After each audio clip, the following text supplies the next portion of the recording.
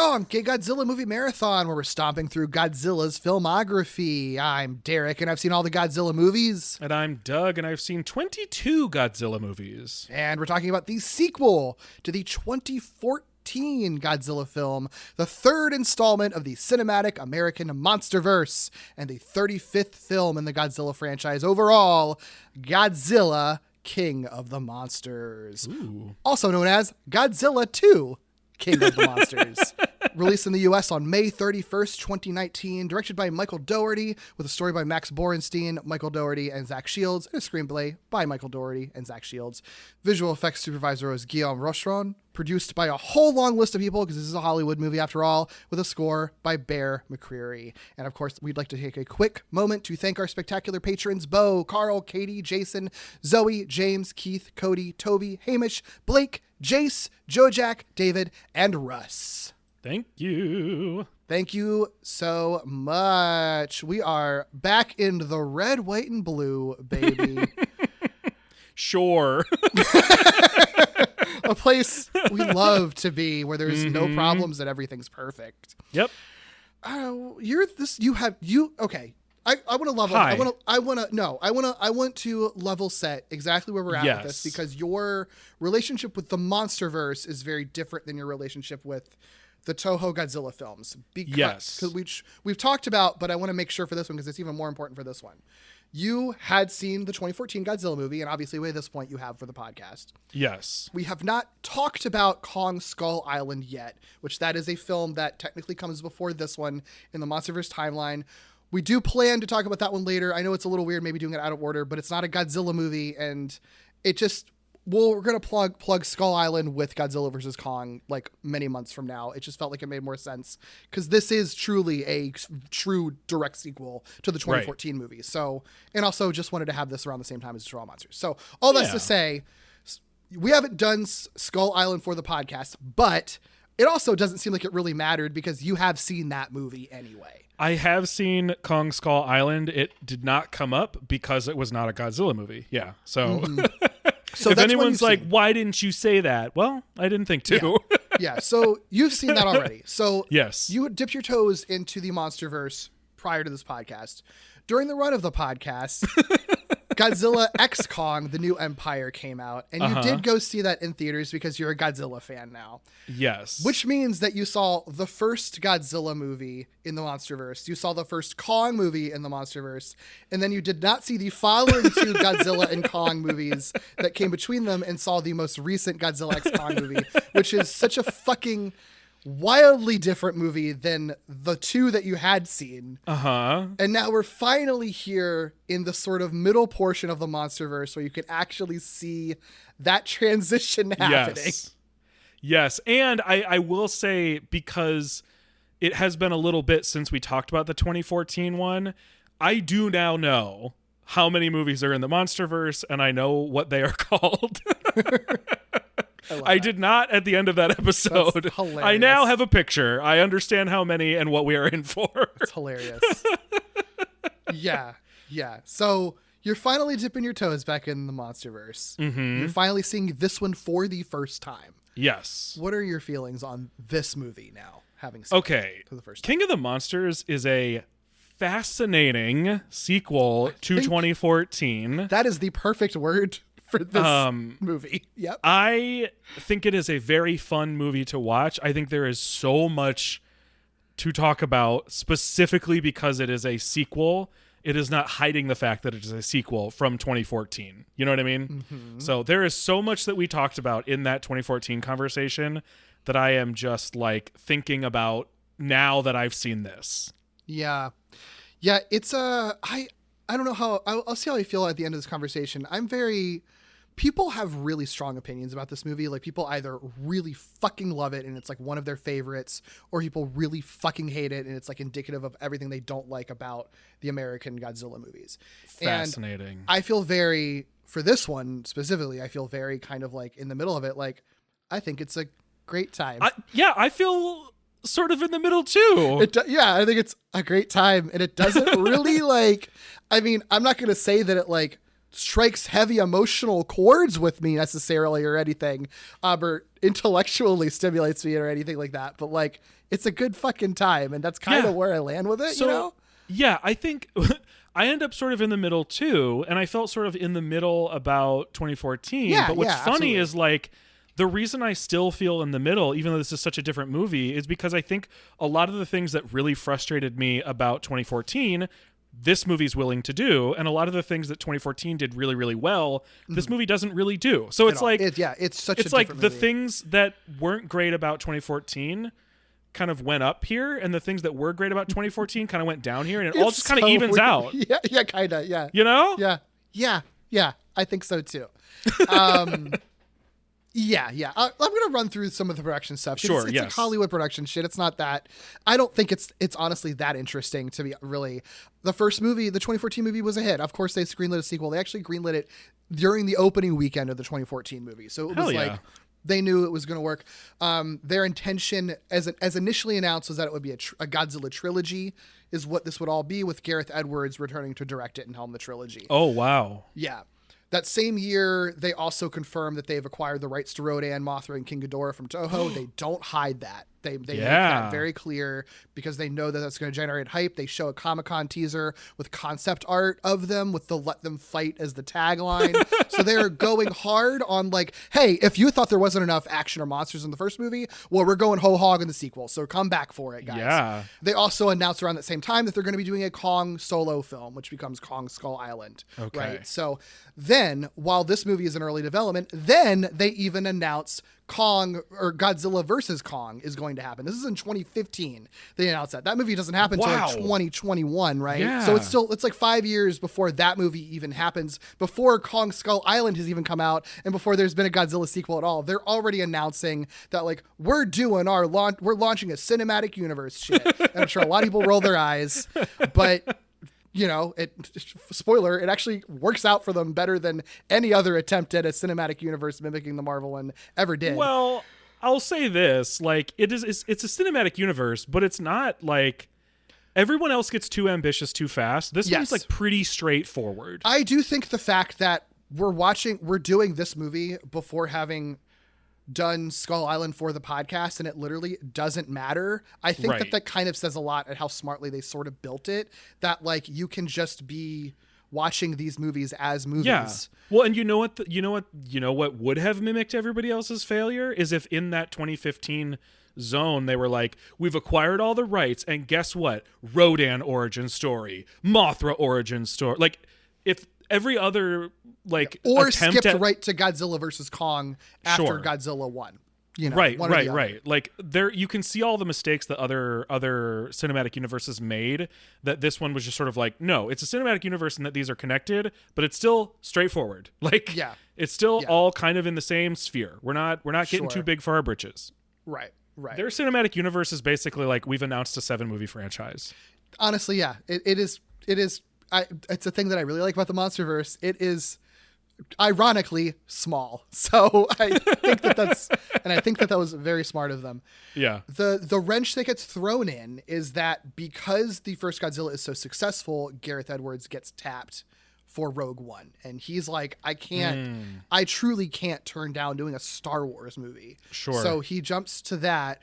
I think he does want to he wants to do both. Like ideally, he would be like, I think his ideal scenario would be like, I'll do Rogue One, you'll wait for me, and then I come back and do Godzilla. But Legendary is like, we can't wait. We're not waiting, buddy. And Edwards has said, like, there's an interview with IGN where he's like directly asked, like, what's with you not doing Godzilla? And he's like, I was trapped in the world of Star Wars. Like, said positively, but like when you're in the world of Star Wars, you're kind of trapped there and at the whim of Star Wars, and the movie's going to take as long as it takes to get made, you know? And like, I'm not mad that happened. I love Rogue One, and so like that's awesome. Right. And this is a totally different movie, I imagine, than what he would have made. So it's impossible to know if I would have liked it more or less. You know? Yeah, I don't know how far, because I mean, like, Rogue One comes out in like 2016, right? So this is all happening like all in succession. Like, they're announcing this stuff while Gareth Edwards is literally working on Star Wars. So like, I don't know if there's He's probably like, wait, you guys, hold on. I don't know if there's like I don't think that there's like a secret script based on Gareth Edwards ideas that exist out there. Like, I don't think it ever got to that point. And one of the main reasons is like who they end up tapping it. Basically, it has a lot of creative control over the movie. So Legendary approaches Michael Dougherty to direct this. He had just been working on them for the film Krampus. He directed Krampus. Have you seen that? Oh, no. It's really good. I really dig that movie. And I think it did pretty well, like surprisingly well. It's got like Toni Collette and Adam Scott in it. It fucking rocks. I really like that movie. Like, it's stupid ass premise for a movie, but like made exactly how it should be. The perfect tone. I really enjoy that movie a lot. It's super fucking fun. And it has like really good like creature effects and stuff in it. So I'm sure that that's a big reason why. Before that, his directorial debut was the horror anthology Trick or Treat. Have you seen that movie? Trick or Treat, the anthology one? No. Yeah. Well, he directed that too. So I don't know. I haven't seen it either, so I can't really speak to how that I just want to make sure I know what I'm saying here. So there's like the Trick or Treat with like the weird like doll head costume guy, right? Oh wait, no, I have seen it. Okay, interesting. Maybe I just don't remember it very well. Huh. Well, that was his directorial debut, but I think it was Krampus that like probably impressed them, because that's what he did with Legendary. The other thing though is that he's like, you're bringing me on to direct, but I also would like to write the movie, or at least co-write the movie. And they're like, yeah, sure. And I think that they're okay with that, because another thing that Michael Dougherty is famous for is that he was a co-writer on 2 Bryan Singer projects, X2 and Superman Returns. Okay. So, you know, famous sex pest Bryan Singer, but he did work on like Superman Returns, spotty, but X2 is an extremely well-regarded movie. Yeah. And Superman Returns, I think for all the any negatives about that movie, I don't think the negatives are with like the script itself, you know? So I think all it makes sense. He's got a lot of cred, and he's a really big Godzilla fan. Like, he does come into this movie as a fanboy, which I think makes its way into this movie as a very fan service movie. When Dougherty comes on, he brings on a frequent collaborator, Zach Shields, who co-wrote Trick or Treat and Krampus with Dougherty. So he comes on, joins as writer. Max Borenstein, we talked about him. He's one of the main people who's just involved in like many Monsterverse projects. He co-wrote on the 2014 Godzilla, and he'll, you know, after this, he'll continue to at least do story stuff on future Monsterverse projects. So he's just sort of one of the main writers involved in it. So that's the team they come up with. Dougherty says his approach to this movie was basically to be the aliens to the first film's Alien, where like, you know, the first movie was a lot slower, but this movie would be sort of a take the gloves off, no holding back action movie, essentially, which I think that's a really apt comparison. Like, based 2 very, very, very different approaches to that story, right? So he also is the one who really pitched the idea of this movie being very focused on Monarch as an organization, because they're not really a huge part of the first movie. The first movie is like very rah-rah military, which is the thing we very heavily complained about. I don't think that there's a story of like the Department of Defense being involved in this movie at all. So like, well, they say things the first one's unwilling to say. I'll point that out. I think that makes a really big difference. But so that makes this more of an ensemble movie and more of like a science fiction-y movie rather than a military fighting monsters movie. He also was really interested in bringing more of like, he says, quote, more mythological, almost biblical backdrop to the creatures. So you have like, which is stuff that was present a little bit in 2014 Godzilla, but it becomes a lot more like, these are the old gods who were worshipped as gods, and they're ancient creatures, and we're just like an invasive species on the planet. Like, that's sort of the approach that he's taking to this movie, which ends up being kind of the foundation for the story that's told. And I think ends up being kind of what a lot of the Monsterverse ends up being sort of built upon, is this idea of like old gods for these creatures. For the music, he brings on Bear McCreary, who Bear McCreary and Dougherty knew each other for years. So like, it was kind of natural to just ask a composer he knew to work on it. McCreary is a very, very successful composer, especially in television. He scored like the Battlestar Galactica remake. He scored Terminator, the Sarah Connor Chronicles. That one's for me.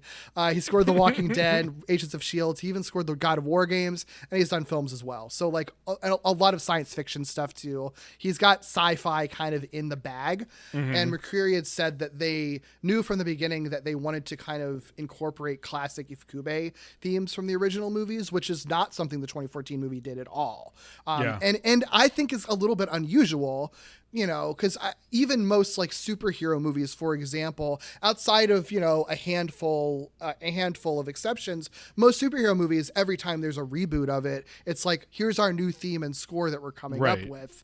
I feel like it's really only the MCU Spider-Man riffing on some of the Spider-Man TV score, and then like Superman Returns, and now the James Gunn Superman using the old Superman themes. But like for the most part, if you get like a full reboot, you know, of like mainstream franchise characters, they're coming up with a whole new theme. So the idea that it's sort of like, no, we're just going to use the old music from the old Godzilla movies and just like update them for a Hollywood picture. Like, I think it's really interesting. We found another Halloween parallel.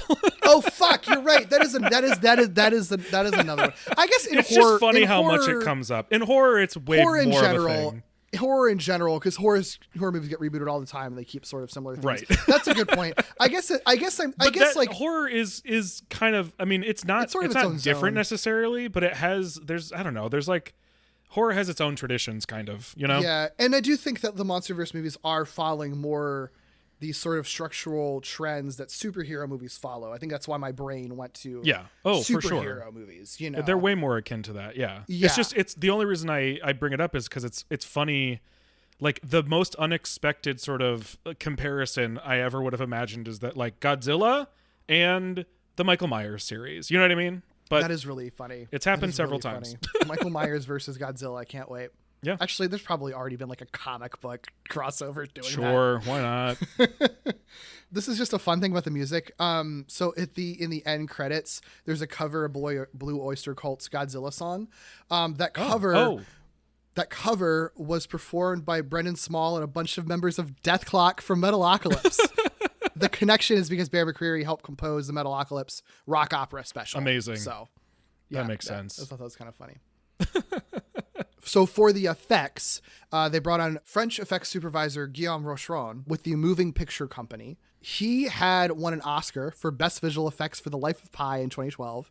He also would win another Oscar for Best Visual Effects the same year that this movie comes out for the movie 1917. So very well renowned. When he worked on the first Godzilla, not as a director of special effects, but like as a special effects person. He also worked on like Matrix Reloaded, Man of Steel, etc. He's done a lot of big budget blockbuster things, so it makes sense that they'd get him on there.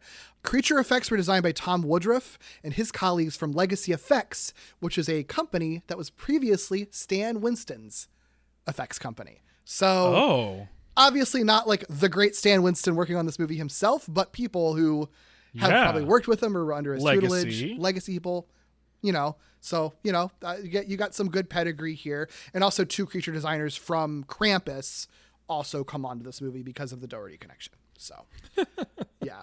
Krampus is so funny to me. I love it. It's a fun fucking movie, man. It's worth it. I really enjoy that movie a lot. Yeah.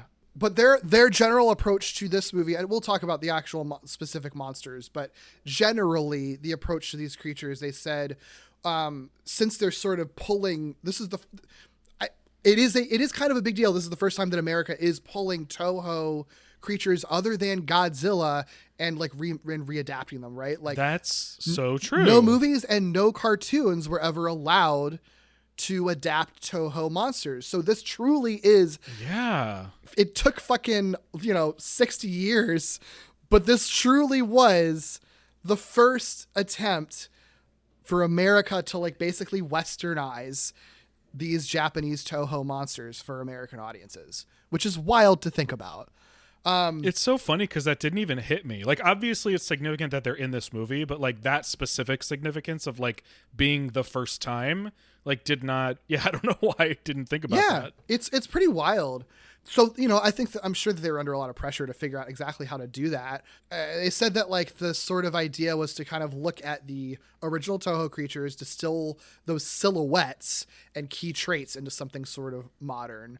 And I think in their case, their idea for, I think, modernizing them was more like being influenced by nature, since a lot of this movie is founded on them being these like sort of Mother Nature, almost like kind of climate change parallel type creatures. They kind of adapt more like kind of animal characteristics to them and things like that. I think a lot of it is just sort of like probably just trying to go for realism more than anything, which is a little bit annoying. But I do think the idea is that like they're more looking like actual creatures that could evolve because they are meant to be natural rather than just something, otherworldly, with the exception of Ghidorah, I guess. Sure. Yeah. Fun fact, Dougherty did want for more Toho monsters to be acquired. I don't know if that's either for this movie or for future movies, but in general, he was specifically aiming for Biollante, Gigan, who you haven't met yet, and of course, Anguirus to be brought over. I know. I can tell. You can tell in this movie that he's supposed to be there and is noticeably not. Yeah. They simply weren't just because of money, because every single individual creature like costs more money to license from Toho. Yeah. So they're very limited to these. But yeah, Anguirus is supposed to be one of them, and pretty much all the sort of like weird out new monsters that are kind of towards the end of the movie that are popping up. I think if Dougherty had his way, all of them would be some Toho monster or a reference to a Toho monster of some kind. Some of them I was wondering. I was like, because like they don't necessarily get names or names in the way that you would expect, and they all have sort of like a biological name too. Yeah. So there were some monsters. I'm sure we'll talk about plenty of them, but there were some that I in my notes was sort of like, is this that one? Is this supposed to be so and so? Yeah. If you like go, if you go on like Wikizilla and like look up their list, like all of these have official names at this point, but they're all made up. Like obviously some are like ideas, and I didn't even take notes down for all of them because we can just kind of, most of them are just sort of cameo things. Apparently there is one, like, I don't know what part he's talking about. There's some point in like Godzilla's underwear, not Godzilla's underwear. Godzilla's underwear. Oh my gosh. There's something in Godzilla's underwear that they find in Godzilla's underwater lair. There's apparently a point where there's like a skeleton that you sort of see briefly. There is. And Michael Dougherty said it might or might not be Anguirus, which I think legally he can't say it's Anguirus because Toho would not allow that. I love that his way of getting Anguirus into the movie was Bones Anguirus. And by Bones Anguirus, it's literally a rib cage. Yeah. My boy. Yeah. Let's talk about the monsters specifically while we're already talking about it. We'll start with Godzilla because it's a very similar design to the first one. They have tweaked some things. It's still TJ Storm doing the motion capture, actually credited this time. Hell yeah. They call this one Doagoji after Dougherty is the director. I do think it's kind of a funny name for it. But Dougherty said he liked the design from the first movie, but he wanted to tweak it. Specifically, I think as a fanboy, he wanted the dorsal plates to look a lot more like the 1954 version. So the dorsal fins end up getting, are bigger and actually shaped more like a traditional Toho Godzilla. I think that's the most significant change. There's a lot of other body proportion type tweaks. Like his head is a little smaller, which is kind of a weird choice to me, but they make his head a little smaller. I think I think his feet look better in this movie than they did in the first one because his feet themselves are bigger, and I feel like the toes sort of are spread out a little more, so they're more pronounced. So it's not like that, like tree doesn't trunk have those feet. Elephant feet, Yeah, things like that. Do you have any thoughts on this Godzilla design? Again, it's very similar to the first one. Generally I still like it. I appreciate wanting to make the dorsal fins look more like the 54 ones. I don't know if it really lands for me in the execution necessarily. The silhouette's cool. I don't know if like the effects always make them look great. So that's fair. I don't totally know where to land on that because I like the idea of it and I like the reasoning for it. It might just be like a special effects complaint more than it is a design complaint. Sure. Yeah. I mean, it's one of those things where I can't say that I really noticed it until I was told that it was different. I noticed it specifically when they light up. That's the only reason that I registered like something's different about these, and it's when they are lit up that I don't particularly like them. So I think it is truly more just a special effects issue. Yeah. But I like the thought process behind it, and I still like this big chonky boy's design. So. Oh yeah, me too. Yeah, obviously this Godzilla is mostly like CGI, right, with motion capture, or like basically all CGI with motion capture. But there was one point when there is a physical representation of this Godzilla. What? So when Ken Watanabe has to touch Godzilla, they made a 3 foot by 3 foot section of just his skin. Aww. Aww. That's so nice. Yeah. So we had something to touch. Where is that? What happened to that? Where is that practical effect now? Yeah. Just a little panel of skin. I love that. Also the roar is slightly different from the first movie. They tried to make it sound a lot closer to the, Showa era Godzilla roar. I mean, I think they just, it's the same roar. They just, I think, refined it to sound a little more like the traditional one. So, yeah. Yeah. Anything else to say about this guy? No, not Godzilla. He's cool. Okay. I like big American Godzilla. Yeah. Big boy. Mm-hmm. All right. Rodan, Mothra, King Ghidorah. Who do you want to go to first? Let's talk about Rodan first. I feel like I have the least, big feelings about Rodan. Yes. Design, at least. Sure. Rodan is portrayed by Jason Liles in motion capture. Originally, there was going to be no motion capture for Rodan. They were just going to do him freehand, whatever you would call that. But Jason Liles is actually also playing one of Ghidorah's heads in motion capture. So he was already on set, or not on set. He was already in the studio for that. And just at the end of the day of filming, just was sort of can I just try out Rodan stuff? And they did it. Sort of you know what? This Rodan thing works. I think you're making a good Rodan. You have a take on the character, I guess. And so they let him be a Rodan as well. So he ends up, performing as Rodan.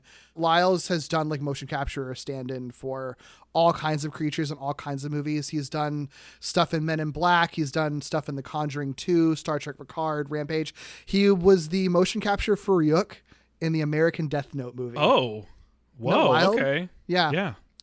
So, he's got a long list of credits for that. But for Rodan's design, what do you think of Rodan's design for this?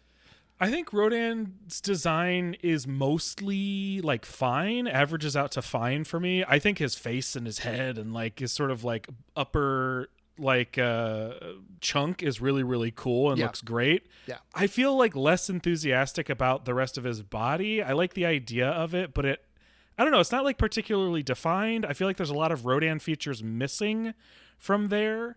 More probably in the interest of trying to portray him as a fire demon. Yeah, sure. And it's cool. It's cool. Don't get me wrong. I think most of the Rodan stuff is very, very cool. Mm-hmm. I just don't have strong feelings about it. It feels maybe most like the most sort of generic sort of adapted design maybe of the three. It's hard because I do like this design, but I don't disagree with you either that there's something ill-defined about his body. Yes.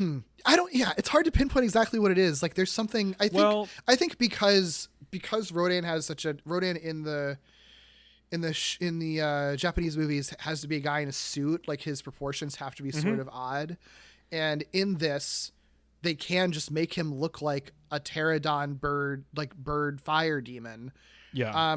Which then just makes him more like a pterodon, or not fucking pterodon, pteranodon. Fucking pteranodon. Did it again.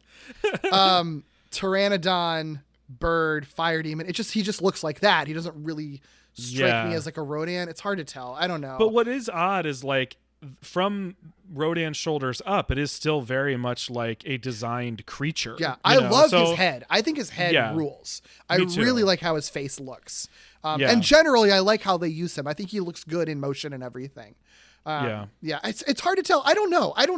I have a really hard time pinpointing exactly what does it make me over the moon with it. But I do like this design generally, though. Yeah, I would like to get a better look at the design, clean. You know what I mean? If that makes any sort of sense. Because I think one of the issues I have with this movie that we can certainly talk more about when we get into it is I think the movie ends up being muddy at points, and I think Rodan is one of the victims of some of the movie looking kind of muddy. Yeah, because he's always surrounded by fire and stuff, and so it's more silhouetted and so you just don't get a good look at him. And I Yeah, don't know that it's it's fair. for the purpose of mystery, because you see him right away, So I don't know. It's cool. I get the sense that it's cool. I think he looks cool. I just wish I had a better sense of what he looked like at all. Yeah. I mean, and I think the design points are pretty obvious. Like they were looking at dinosaurs and pteranodons, but they also were looking at vultures and eagles and hawks and other birds of prey. I think their idea being like they didn't know in the 50s and 60s when they created Rodan that like dinosaurs were related to birds. And now we do know, so maybe you can actually, put some of that influence on him now, which I think is a perfectly cool idea. I think that helps his face look really good. I love the idea of incorporating vulture characteristics, and I see that. I think it works. I think that works, especially in this movie where he's like kind of a little shit in this movie. Like vulture characteristics really work for that. Yeah. They also added like elements of volcanic rock to his scales and skin. Because he's meant to be something who was living in a volcano, and also like again the sort of Mother Nature created these creatures aspect of this movie. Like he gets to be kind of the element of fire and rock in his full body in this case. His cries are they're not original Rodan cries. They are new ones that they came up with derived from recordings of owls, penguins, vultures, and sandhill cranes. Apparently. Whoa. Okay. Yeah. Cool. We'll talk about more Rodan's use in this movie, I think, as it goes along. But Mothra, this fugly bitch. I was going to say, I know you already know my feelings on Mothra. The podcast does not know my feelings on the Monsterverse Mothra. I think Monsterverse Mothra is so ugly. I'm so disappointed. It pisses me off. And on top of it, they don't feature her design all that well either. Like, she's constantly like obstructed by like the sort of muddiness of some of these moments that I'm like, you're not even really showing her off that much. So like when we do get a look at her, she's kind of ugly. When she's supposed to be majestic, you're not really featuring that. So like, I don't know. I was hoping that I would like her in this a little bit more than what I had seen already. And I don't like the design any more in this than what I had seen before. There's a lot of stuff that this movie does with like bioluminescence. Like all the main monsters have some level of like bioluminescence in them that looks really cool, and I like it a lot, except it ends up really making it sometimes hard to get a good look at their designs. And I think they maybe lean on it too much to cover for those designs too, potentially. So, and I say that because like I think Mothra more than anyone is super effective at that, because they obviously are trying to evoke classic magical Mothra, but they do that by just making her super fucking glowy. And it's like to the point where you can't see her at certain points. Yeah. No, it's really bizarre. I mean, I've talked about this with special effects. We probably talked about it in the '98 one, because that whole movie takes place like basically at night in the rain.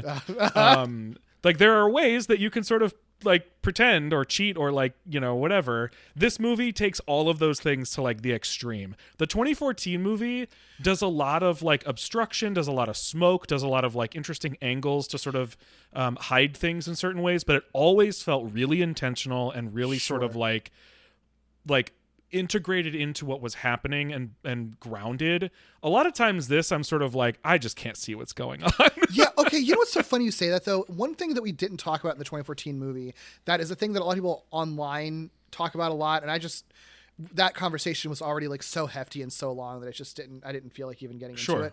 But there has long since been conversations about that movie being too dark to see based on the scans of it and things like that, like depending on the disc that it's put on, right? There are certain releases of that movie that are like so dark that like you literally can't fucking see shit on that screen, and there's some of them where you can't. Fair. So it's just funny that that didn't come up as a problem for us, and that probably was maybe just the like whatever we were watching, just the way we were watching it. I'm sure whatever disc we were watching like didn't have that problem, and then previous discs have had it. Yeah. So it's funny that it didn't come up in that conversation, but it is for this one, which I don't know that I've heard that same complaint for. But I think for the 2014 one, it's like literally like black screen. Well, for this one, it's more that there's just a lot of stuff on screen, and you can't really make it out through the glowing bioluminescence and smoke and fire. Right. And stuff. The problem with the 2014 one in that regard is a problem with a lot of movies, in that they just are simply too dark. So if like it's not clear in its dark moments, it's the same thing that so many people run into with so many movies, which is like, I can't see anything because it's not lit. This movie is lit. Like they light it from every which way you could possibly imagine, with every color you can possibly imagine. Lighting is not its problem. Yeah. Oh, baby. They love that classical blue-orange contrast lighting scheme. Oh yeah. They fucking love that. The same thing that every fucking action movie does. They're like, we are owning that shit. That will be our color scheme. Yeah. But anyway, Mothra's design, I think this isn't a surprise, but I think it clarifies it a little bit. I think that Dougherty said Mothra was the biggest challenge to design for this movie. Because he said, and I quote, you can't just take a moth and blow it up and call it Mothra, because she does have distinct traits that are...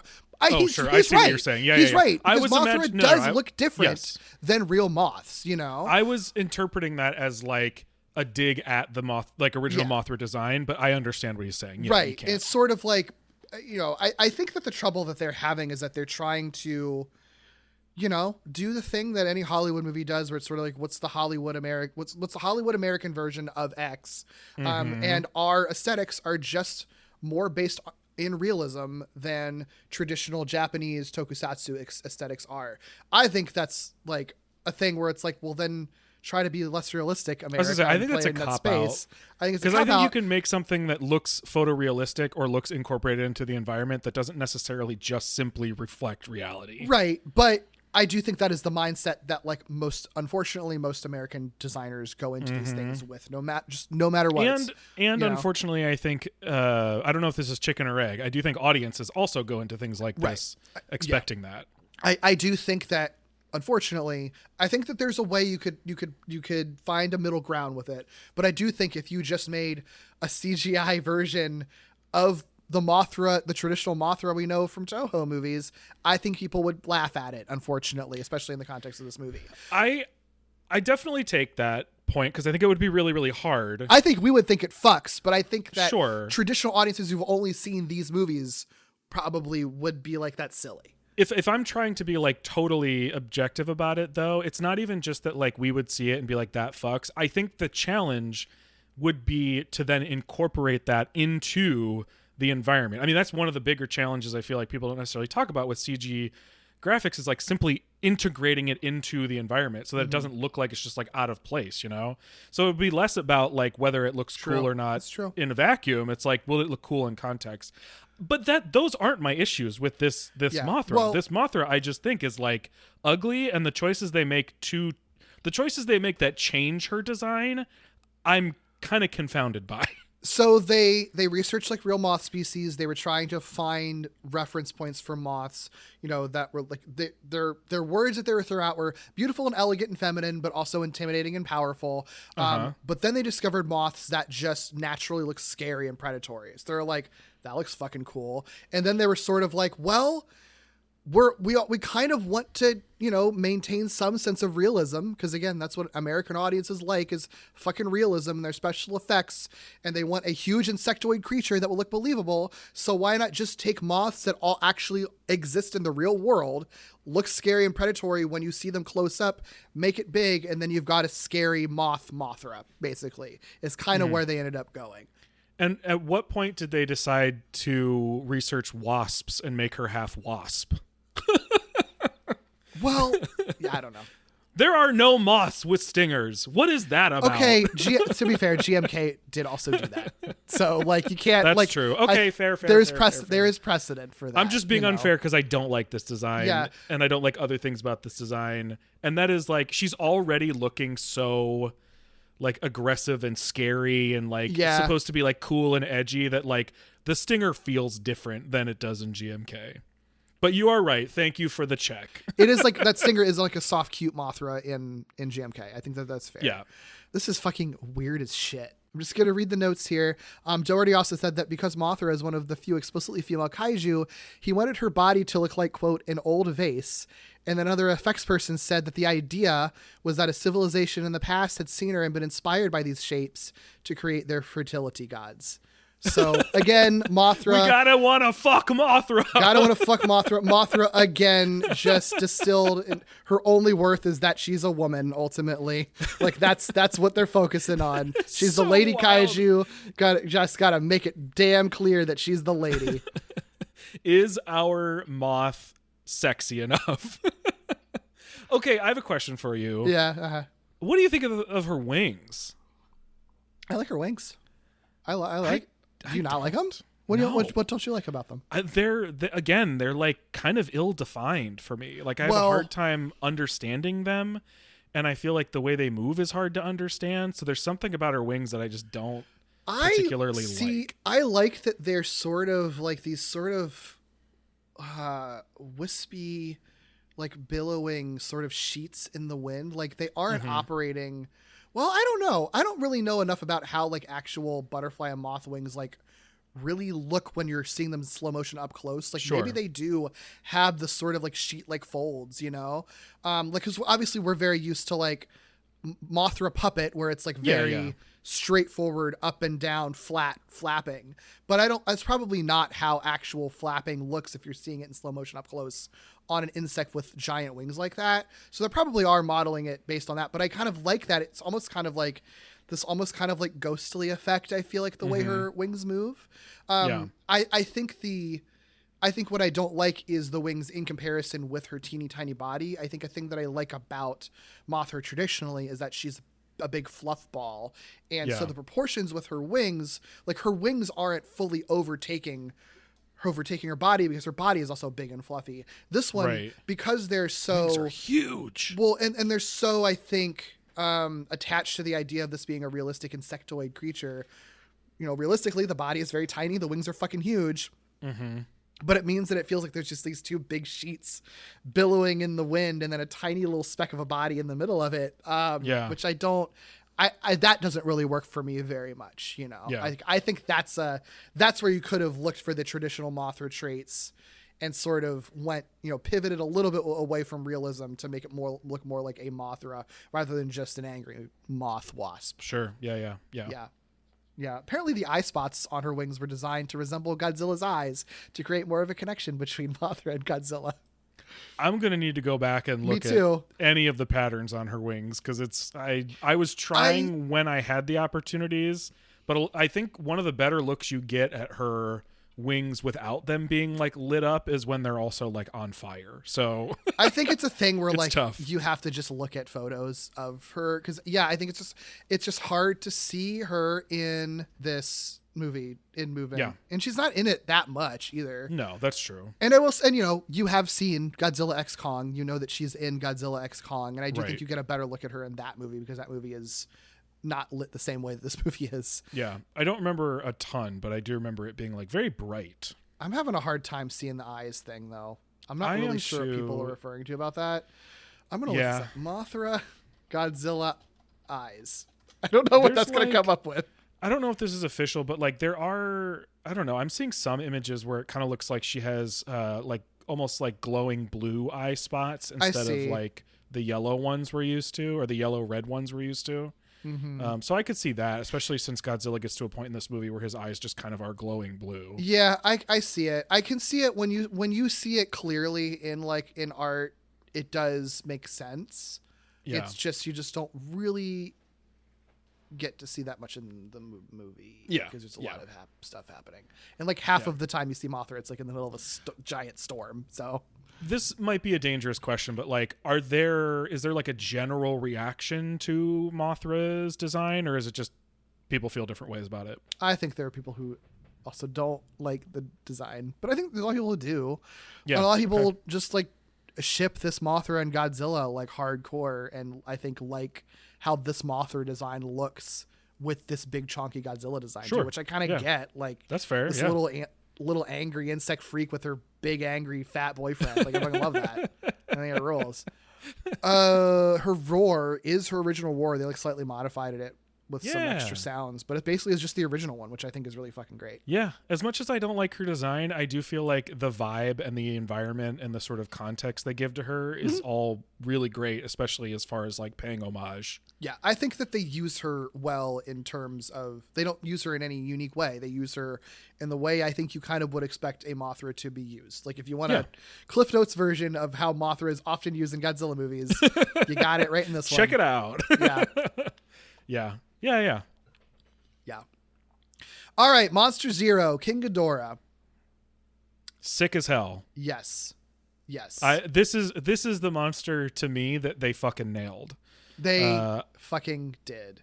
I think Ghidorah looks great. I mean, the thing that's interesting is like Ghidorah is the one that I feel like they kind of. I mean, there's very clear, obvious differences and clear choices that they made, but I do feel like if you're just looking at the three monsters and sort of measuring them against their sort of traditional or some of their traditional design characteristics, Ghidorah is the one that they basically were like, here's Ghidorah. Let's make our Ghidorah looks like Ghidorah. They make him so. I love this Ghidorah. He's so he's genuinely scary. Like yes, this and again, you know, this is no shade on any Toho movie, but I've never seen a Toho movie where Ghidorah is like scary. I think he's cool, and I love his role in the story, and I understand like. I am in the story with him as a threat, but I'm not watching that being like, that's a scary motherfucker. This movie, there's shots of him when you just see how large he is. That's the thing. And like see him emerging from the storm. Like this movie is really good at delivering on the sense of scale for Ghidorah specifically. Yes. Yeah. Yes. I think, you know, same issues I would have with anything else as far as like visibility and stuff. But if there are better moments, if they focus on fixing that at points, it tends to be around Ghidorah. Because you're right, like emerging from the storm, coming up from the thing, scale, like wide shots of like scale and stuff. Like I have a very clear understanding of what his design is, how he moves, how big he is. I love his wingspan so much. Yeah, like I wish wings. Mothra's wings were smaller. His wings are perfect. Yeah. Yes. His wings are perfect. Yeah, I totally agree. This design absolutely fucks. What do you think of his tails? I like. He's got like the weird sort of like club tails. Yeah, they remind me of Anguirus a little bit. They do. Oh, that's a good point. Yeah. There's another way he snuck Anguirus in here. Yeah, they have like the not retractable, but like he can kind of like fluff up the like points on him like a porcupine. I like that they I think another thing that makes him scary sometimes is that they really play on the serpentine aspect of him. And using the tails, I think elevates it, because when you have like, you know, when you have like these extreme close-up shots, when you're the point of view of like a human, right, and you just physically are unable to see his whole body in one, between the three heads and the tails, it basically feels like you're seeing 6 different giant snakes swimming around you. Like it makes him more intimidating because the tails make him more confusing.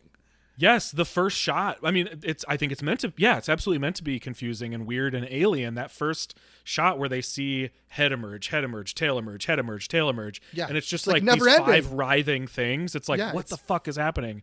And then the serpentine thing. There's a shot towards the end where I think he's probably chasing Maddie or something. Yeah, but like, it's either, I don't know, somewhere at the end where like he even sort of like tilts his body forward so all of his heads are closer to the ground, and then the way that they sort of animate it and shoot it is literally sort of doing these like serpentine motions toward the camera, and it's like so cool and terrifying. It's so scary. You're right, he's just like genuinely scary. They did specifically study like king cobras for like movement and body proportion. That makes so much sense. Yeah, which I think was really smart. Like I think with Ghidorah, this is the one, I think their approach to being like, we want to, you know, pay homage to the original monsters, but also try to have some semblance of like realism and basis in nature for them.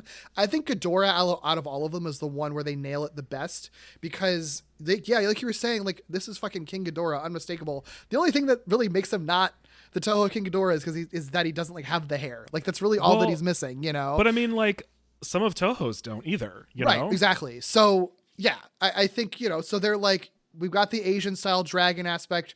We're going to keep that. There are early concepts apparently where they were like considering making him feel even more extraterrestrial, but then they were like, he's a fucking 3-headed gold dragon. Like, dude, why would you, how can you improve on that? Right. So so they scale it back. You know, I think that weirdly, I think one of their challenges was figuring out the scales, because they wanted the scales to not look like Godzilla's exactly, but they didn't want it to just like look like one reptile. So they tried to like do a lot of studies of reptile scales to figure something out. And then you watch the movie and you can't fucking tell because it's so dark. I don't think they had to overthink that. Yeah, right. Yeah.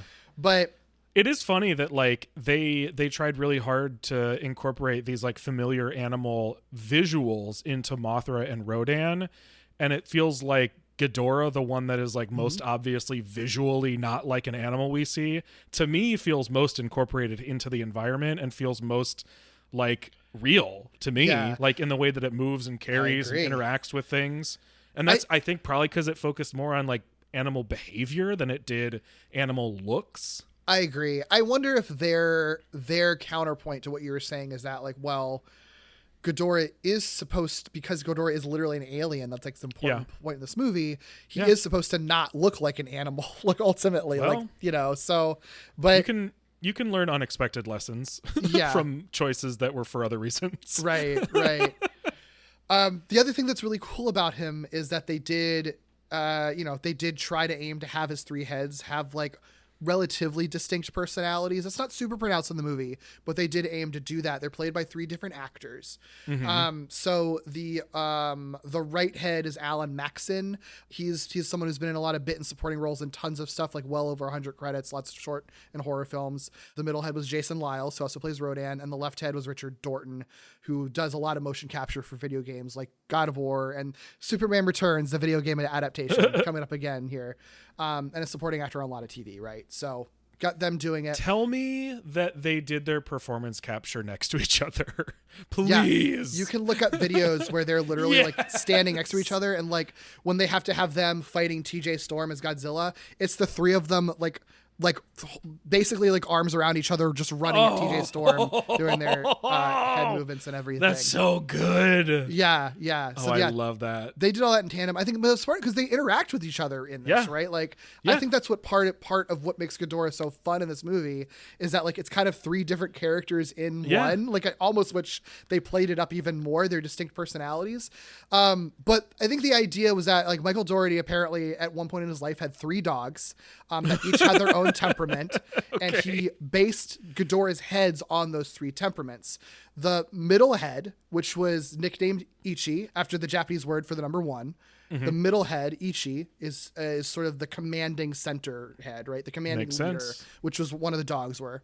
The right head, Ni, the Japanese word for the number two, that's the more aggressive head. So like it's not the leader, but it's the one that's going to like attack first or be angry or bare its teeth most of the time. The left head is San, 3. That one is the curious left head, but it's the one that has been frequently interpreted as being like the fucking dumb guy. It's the one that he has to like, the middle one has to like pull around and like be like, hey, focus. Yeah, right. He's the one that's sort of like the goofy, like Cloud Cuckoo Lander dumb one. His other nickname, they stopped, like San was like the kind of official name for it, but they also started calling him Kevin because it was just funny to call him Kevin. And that's the name that like the fandom has sort of picked up on. Kevin. Yeah, Ichini and Kevin. That's so funny. And like that's a thing. Like you may have seen memes of this. I'm going to send you a very popular piece of art by Michael J. Larson. That's basically a representative of like the sort of fandom approach to this Ghidorah interpretation. Yeah, where it's like the two, you know, your two angry heads and then the one just goofball Ghidorah head. Is this art specifically in response to their characterization in this movie? Mm-hmm. I had no idea. Yeah. I didn't realize that was the case. Mm-hmm. It's just kind of a funny image in a vacuum. So I never thought about it. People fucking love Kevin, man. How could you not? He's the one who gets like the memorable moments. Like he's the one whose head gets ripped off and has to regenerate and regrow. Tongue first. Uh-huh. Yeah. He's the one who's like licking dead bodies and shit sometimes. And the other one's like, what the fuck, man? Like focus. Like, yeah, it's great. Yeah. Honestly, Kevin is the one to me that like makes Ghidorah feel the most alien because of the regeneration, because it's like just licking shit and being weird. Like to me, that's the one that feels most kind of like confusing and strange, you know? Yeah. No, I agree with everything that you said before though. This Ghidorah fucking rocks. I really like this design a lot. I think they really nailed it. They did come up with a new roar for him. He doesn't have the same cackle. But it was the roar that he has in this was meant to sort of emulate that. So like there is sort of a sound, a cackly sound within the roar. They incorporated sounds of snakes hissing and rattling into it. And they do have like certain trills and cries that they do like kind of I think sort of quietly include, like, there's one bit where like a sound that he makes from the Showa era is present when he's like landing, and then the actual like Heisei version of the cry happens when he's battling Godzilla at one point. So like it's all fan servicey shit, but Sure. like, you know, they are trying to work it in even if they're not using the original classic Showa era cry, Yeah. which is kind of a silly sound, like, you know, out of context if you're not familiar with Sure. it. So there's a bunch of other just like minor monsters. Do you want to talk about those now or like save that for later? I don't even have notes on them. It was more like if you want to call out any fun ones, because they're just there for fun background, you know. Yeah, I mean, I'll now it's fine, I guess. I did think it was interesting. There's a few things about this. One, the reason I was so sure that Anguirus was supposed to be in here and then he wanted Anguirus in here is because of the outposts. You know what I mean? Like, the outposts are numbered, and I thought that was really cool, and I picked up on it really quickly. And so I think that's just like a fun little thing. But then obviously there's more outposts than there are references to make, and there's all these monsters that they kind of had to create instead. I did stop on the map, and so I did write down like as many as I could, and most of them you can read right on screen. There's only a few that I couldn't make out, and so it's cool to like look through them. Scylla, I was surprised is the like spider thing. I in my head was calling that Kumanga during like while I was watching it, and then in the end credits they specifically say that one's Scylla, which I thought was so strange. I really like what I think. I don't actually know what its name is. Whatever the sort of like ground thing that comes out of a mountain that could either be interpreted as a Baragon like or kind of an Anguirus like. I like that guy. I wanted to see so much more of that monster. And they kind of just kept showing like the same emerging clip over and over. And I was like, let me see this monster. I want to see it. I'm not sure which one you're talking about. There's so it comes out of outpost number 67, and it is a big like mountain, and it just sort of, the mountain just kind of like explodes, and a big sort of like quadrupedal like rock guy kind of like crawls out of the mountain. It's cool. But you barely see it. There are no fights that feature it whatsoever. Yeah, because you're not talking about the mammoth-looking guy. No. It's not Methuselah, is it? Which one is that one? I don't know. It might be this guy. I was afraid to like look up the monsters. Oh, no, I think that's fair. It doesn't look like this one. I mean, spoiler, I guess. It doesn't look like this one appears again, if this is the one that you're thinking of. Maybe. I don't remember it having tusks, but... let me see what we've got here. Because Behemoth is the mammoth guy.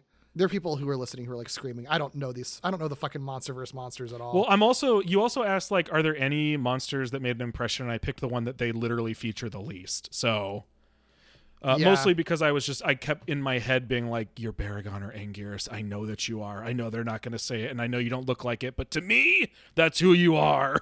Yeah. I kind of love that. So I just wanted to see more. Yeah, it is Methuselah. Okay. Confirmed. Gotcha. So I like that one. I want to see more of that one specifically.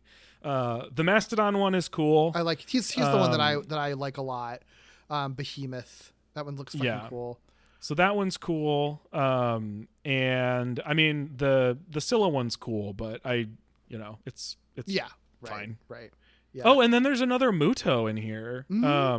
Yeah, which is interesting. I don't know cool. which one is what is its name? It's just they just basically call them Mutos because they like change the names.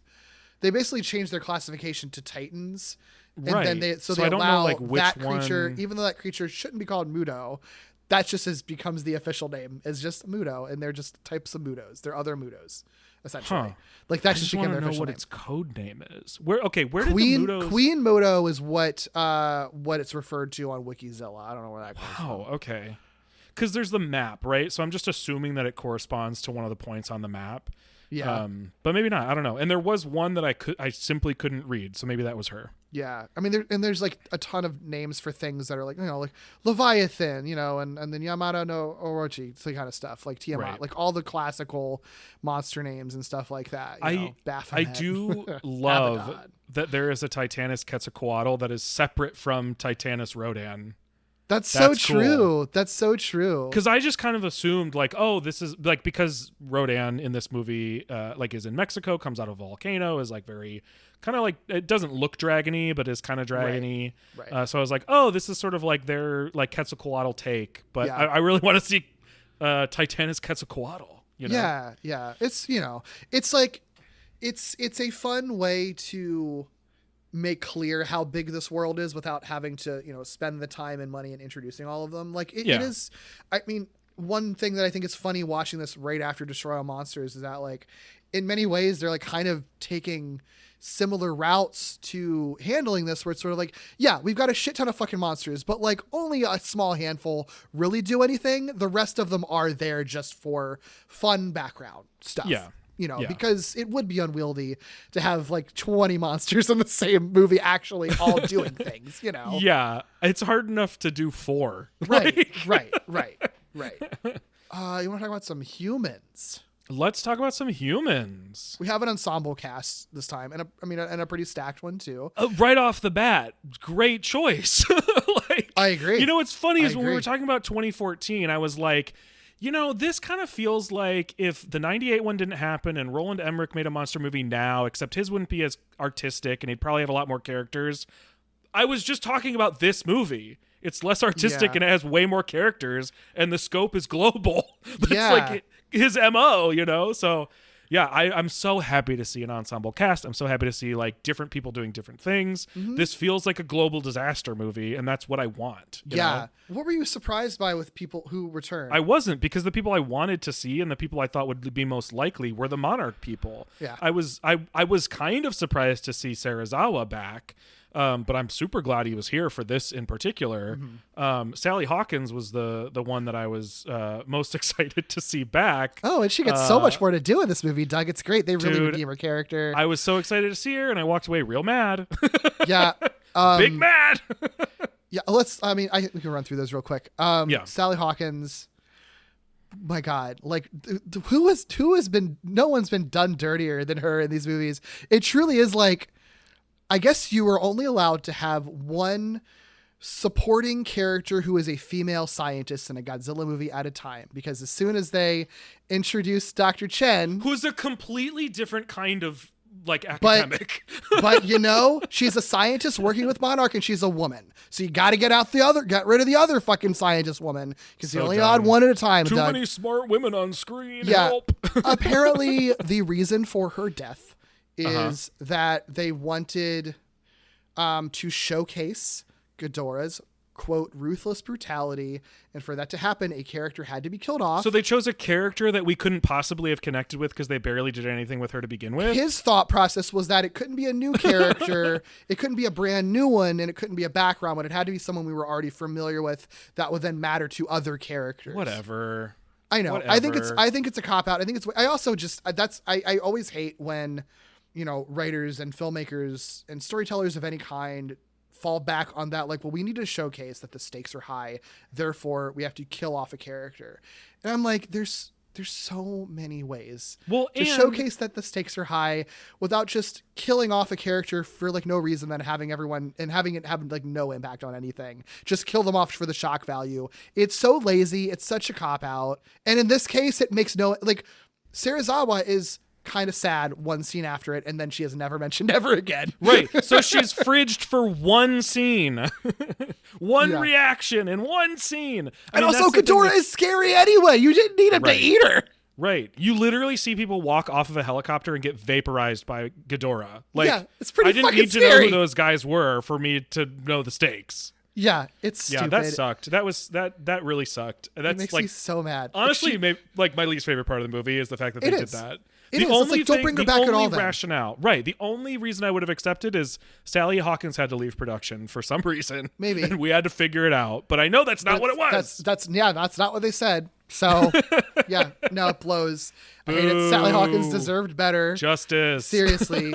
Good God. She finally gets some lines and then gets eaten like 30 minutes into the movie. And that's what's so frustrating is I was so encouraged. I was like, oh, they're letting her speak. They're letting her be an expert. They're letting her speak to her strengths and like be in the room in the conversation. She's like, one of only like 3 people that returned from the first movie. So that feels very significant. Yeah. Like, but nope, never mind. Foolish. Stupid. I will say this on the to answer the question of surprise. I know we'll talk plenty about Serizawa, but when I first saw, I don't even know what her name is, like her real name is the actress, but Emma. When I first saw her on screen, for whatever reason, the way that she was positioned. Did you think she was Kristen Wiig? No, I always confuse her with Kristen Wiig. No. It wasn't even that. It was specifically like how she looked when she's introduced, like in that flashback. I was like, did Elizabeth Olsen not want to come back and they've replaced her? I was like, whoa. Oh, that was so funny. That's what I thought happened until it became very clear that this is just a different character. Is kind of a similar energy to Elizabeth Olsen, though. I totally can see that. Right? I was like, I see what you're getting at. No, I always think she's recast. Now that you say that is really, I mean, it is kind of funny that like this movie does sort of have like weird little parallels to the first one. Like Kyle Chandler's character is kind of a Bryan Cranston redux, but like performed very differently and positioned as a protagonist instead of being killed off. And like, Millie Bobby Brown is obviously playing another child, but now a child who gets to participate in the, in the story. Like it feels like they are kind of going back to some of the archetypes of the first ones and just like doing them better in this movie. They're remixing the trio. They're remixing the main characters, right. which we see all the time in the Toho movies. I think it's smart. Do we want to talk about Serizawa now? There's a whole conversation. Yeah, we can talk about Serizawa. Yeah. I was really happy to see him back. Yes. I'm happy that he gets to say some of the things he gets to say in this movie. I think he is written significantly better in this movie. He's written way better. This is much more of an homage to the original Serizawa. There are still he's very Dr. Yamane, honestly, too. I think he's more Yamane than it's Serizawa, really. Sort of a mixture of the two. But like but also like there's a subtle retcon kind of in here in the fact that like he's explicitly allowed to acknowledge that atomic testing awoke things, that things we're doing to the earth awoke them, that and it's important to this movie. Actions are in some way responsible for the Titans being awoken, which is very much not what he was allowed to say in the first one. So I love that there's that little retcon. It was one of my biggest problems with the first one. And I say retcon as like a very small thing because it's about like, how history is told, basically. Mm-hmm. But I'm glad that if they were going to do it, they allow him to be the vehicle to introduce that as the sort of different presentation of history. And I like that he doesn't necessarily have to do the sacrifice thing like Serizawa did, but if Serizawa was nowhere really in the first one, I'm okay with them kind of going a little bit hard on some of the homage elements in this one. No, I like it. I think that they positioned him very well. I think that, I feel like he is the character that introduces what the themes of the movie are supposed to be. Like, I think, everything you were saying, like that our nuclear testing, our like strip mining and stuff is what's awoken all of these creatures, and like our seismic surveys, which we'll talk about. And like that's the movie is founded on basically being like a climate change allegory, essentially. And like all of that stuff comes from Serizawa introducing those concepts that he wasn't really allowed to talk about in the first movie. And I think that that's really, really smart. And I like that. And I like that he gets to be such an emotional core of it. Like, I know he doesn't need to sacrifice himself, but like, I think that moment, which I'm sure we'll talk about, there's definitely some weirdness with the nuclear of it all, but like he gets to be the most emotional moment of the movie, I think, hands down. Like absolutely. other people die, but like, he's the one that you are meant to really shed a tear over. And I think that's really beautiful. Yeah, absolutely. I was pleased. This felt like a little bit of a redemption for that character. It does. And I think retroactively makes his character in the first one like feel better, even though it's not, Yeah. This is just a fun thing. He was originally, when he says like goodbye, old friend to Godzilla, he was originally supposed to say that in English, and it was Watanabe who was like, No, I'm going to say that in fucking Japanese. Are you kidding me? I think that makes it so much stronger of a moment. It also makes it a stronger moment, and it feels like it makes more sense for that character in general. It was good. Good choice, Watanabe. Yes. Good. Yeah, he's great. Good actor. The only other guy who reprises his role is David Strahan as the military guy. Shows up for a fun little cameo with the Oxygen Destroyer. To be honest, I don't even know if it registered. Makes no impact. It really was just like they could get him one more connection to the first one. That's all. Yeah, when you said 3, I truly was like, I don't know who the third person is. He's like, it's more like 2.5, really. You know. Yeah. Yep. Yeah. But that feels very Toho though, right? Of like these background military and political people that show up in movies actually. And like, yeah, I think it's fine. It makes the world feel full, even if you're not bringing the big main Hollywood people back every time. I was thinking about that though, and like the answer is obviously no, this would never happen. But I was thinking about the Toho of it all and the way that actors come back and just sort of appear for things and whatnot. I was like, how fucking funny would it be if in like 2032 there's a Monsterverse movie and like Elizabeth Olsen and Aaron Taylor Johnson are just like sitting at a cafe somewhere? Like it would just never happen, which makes it so funny in my head. That is really funny. Yeah, because I don't think people even like remember that they were in that first movie. Right? You know, it would just be a weird celebrity cameo. Yeah, like why is so far removed from their story in the universe? Right. Oh my god, why is Kraven the Hunter and Scarlet Witch here? It's weird. Yeah, not even Quicksilver. Yeah. Oh my god, he's both. That's so weird. Yeah. Why is I can't go on an Aaron Taylor Johnson rant right now. Nope. Yeah, speaking of like, speaking of like white guy protagonists, but in this case one that I like and enjoy quite a bit. Kyle Chandler as Dr. Mark Russell. Yeah. He's very well known. Like Friday Night Lights is I think the thing that pretty much everyone knows him for. I watched him on Early Edition when he was on that show. Yes, that is the first thing I would have seen him on too. Yeah.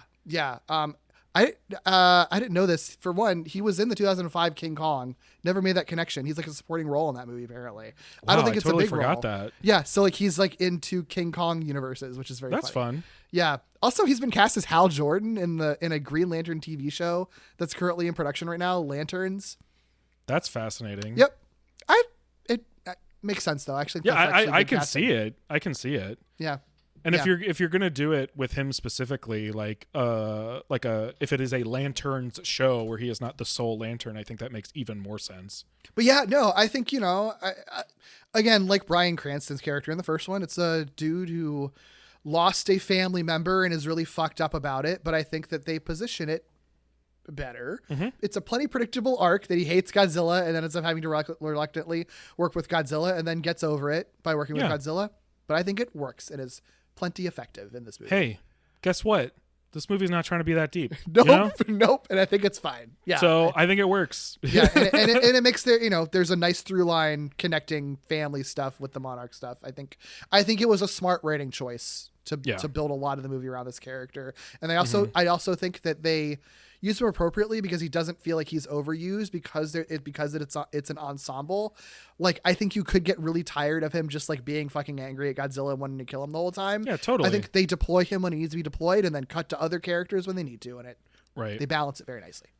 There's something really funny to me about him being, maybe not funny, just interesting, about him being like a specific type of animal behavior expert. Like basically what he's done is he's gone off and like studied animals in the field and also just really wants to kill these titans like in a merciless way. It is funny. I mean, I think it speaks to his journey, right? Like he does not see them the same way he sees other creatures on Earth. Yeah. There's like the one kind of joke at the beginning of the movie where, his wife and daughter are talking about him and they're just like, he's gonna like, well, he's in a safer place than we are. And like the irony that like they're in a place with a bunch of like studying monsters and he's like literally studying wolves as they like violently eat a carcass. So it's like neither of them are in safe places at all. Not especially. No. But I think it just sort of speaks to like the sort of weird fucked up place in life all of these characters are in, you know? That family's in a fucked up spot, Yeah, you know? I like that they call it out in this movie. It's sort of like, yeah. you two are fucked up parents. Yeah, they don't pretend any of this is normal or healthy at all. Millie Bobby Brown is not growing up to be normal, and it's all because of you two. No. His wife is Vera Farmiga, who plays Dr. Emma Russell. She's very well known for her role in the Conjuring movies. She's in like a bunch of Conjuring movies. Oh my God. Yeah. That's why I know her. I could not for the life of me figure it out. Yeah. Wow, she's in 2 successful cinematic universes that are not the MCU. Yeah, isn't that cool? Yeah, yeah. She's been in a bunch of well-regarded stuff too. Like she was in The Departed and worked with a bunch of like great filmmakers and things too. So like she's done indie stuff and she's done franchise stuff. She seems to be killing it. Nice. Yeah, I think this. I will say, I remember watching this for the first time. Was pretty gagged when it turns out that she is like a villain in the movie. Like, yeah, genuinely good twist. Yeah, I think she does a great job at it. I think she's really good. I really like her in this. She does a good job of portraying what ends up being this kind of like turn from interpreting her as just sort of like this deeply affected, deeply hurt, deeply sort of guarded and scared person into this like kind of like eco-terrorist with like a kind of a twisted vision of how to fix the earth, you know, like the transition from one to the other is like, I was also gagged, but it's also not jarring. Like when you see the whole picture, you're like, oh my God. Yeah. I guess I can kind of see every sort of beat along the way. Yeah. And she does it all really, really well. And they do lean on like, you know, these are 2 parents that are like grieving in the worst possible ways. And her, but I love that shit. I think it's good. It's wild to me that this is like a divorce movie, basically. Like, oh my God, right? This is a movie about what it's like for your parents to be divorced in the messiest during way possible, monster apocalypse, and how that fucks up everything and completely annihilates your life. Like, I think that is kind of brilliant. Honestly, yeah. That's my like mom a divorce story in the middle of this. My mom will literally unleash an army of Titans on the earth instead of going to therapy. Thanks, Mom. And my dad will try to kill all of those Titans on the earth instead of going to therapy. Oh my God, it's a proxy fight. It's a proxy fight. They're having a proxy argument they have it, like, through the monsters. They like refusing to talk to each other for like years, and they have this kid who's just caught in between them and is trying to like mediate between them, and having both of them tell the other like, well, like, I think your dad's a little bit fucked up. I think your mom is trying to destroy the world. And she's just like, I just want my family to be normal. That's so funny. I just want to go to school. Like, I don't know why y'all are doing this. Right? Like, get I'm 13. Yeah. Oh, that's funny. Yeah. No, I think she's great. I think Kyle Chandler is great, but I think she I really like really stands out. Yeah, I totally agree. I think she's one of the MVPs of this movie in the human cast for sure. Yeah. And it's fun getting like a compelling, complicated, complex villain. You know, like she's not really even a villain, wrongs. You know, but yeah, absolutely. Their daughter is Millie Bobby Brown, obviously Little Miss Stranger Things. Great. Yeah. I think she's really, really great. This is her film debut, and she was only like 13 when she was filming it. So like, you know, age appropriate. I agree. I think she's really good. I wish that they gave her more to do in this, because I mean, she gets things to do, but like, I do think there's a long stretch of this movie where all she's able to do is just stand in the background and look teary-eyed at her mom and then like cry. And like, eventually she gets to do shit. And she's good at both of those things, but I am kind of like, I've seen Millie Bobby Brown's cry face for a while. I would like her to be able to make another face. And I know that she's capable of it, but when she gets to, here's the thing, true. like, you're so right that there's a long stretch where she doesn't really get to do anything. And I barely even remember that though, because Millie Bobby Brown single-handedly sells how just unfathomably horrifying this shit would be. The way that she's not doing like slasher movie screams. Mm-hmm. She's doing like, our planet is being destroyed by monsters and we are helpless screams. Like, there are moments where she's just kind of like screaming because like you would be overwhelmed at the situation of monsters fighting in your backyard. The moment when she is like like gets to her home and like sits against her front door and just like has her hands on her head and just screams. She's so good. I really genuinely think she sells a particular tone, like single-handedly sells a specific tone in those moments that like no one else is giving. Not and she's the one who's supposed to do it. So it's not taking anything away from anything else, but like just to say she is carrying that specific feeling of what this might be like to exist within.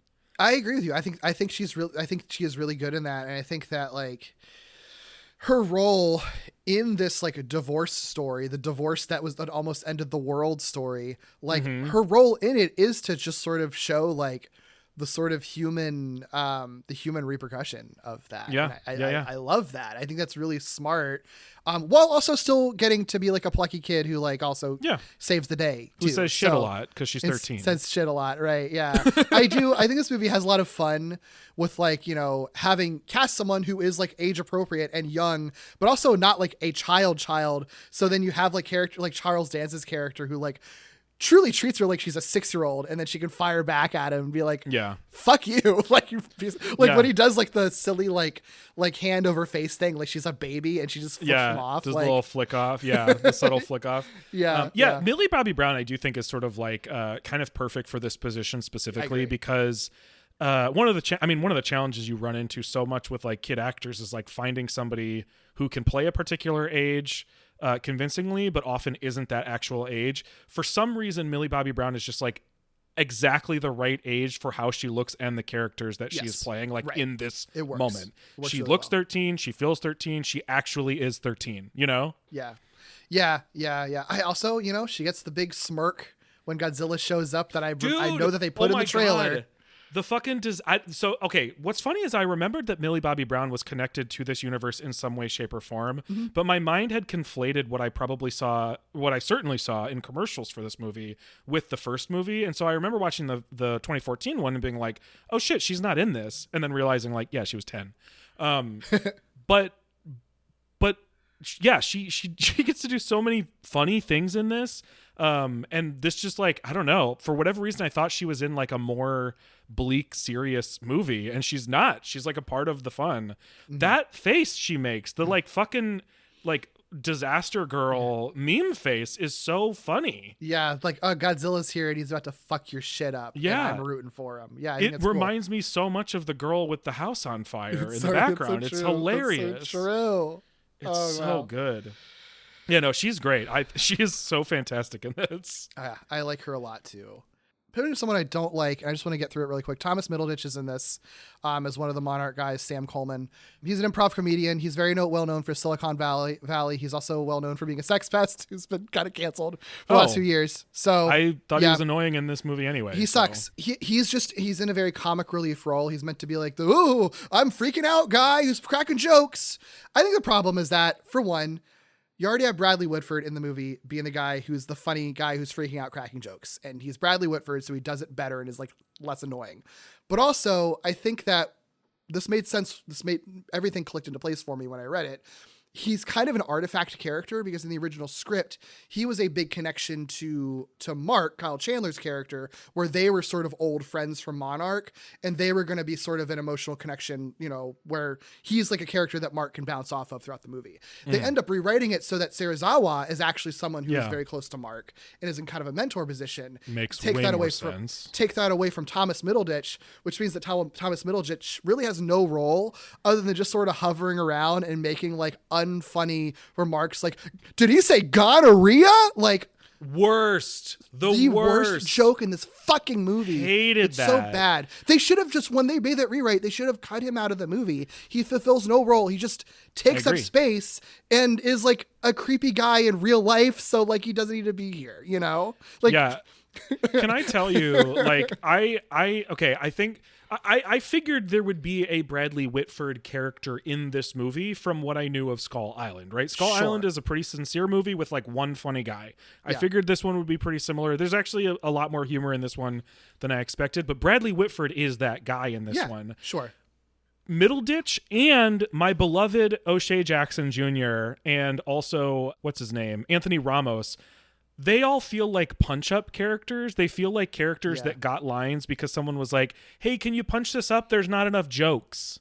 Yeah. And like it doesn't work because Bradley Whitford is right there doing it effortlessly, and it all felt like stuff that was actually written for his character as opposed to jokes that they then had to assign to people. I think O'Shea Jackson, I like him. Of the three, he is the one that I feel like it's baked in a little bit to what he's actually doing. Yeah. I'll never complain about him being in a movie. Yeah. But he, of the three, he certainly is the one that feels more fleshed out than like Anthony Ramos or Middleditch. And I like Anthony Ramos, but like they feel like punch-up characters. Sure. I didn't know that O'Shea Jackson was Ice Cube's son. I don't know. Oh yeah, how I missed that.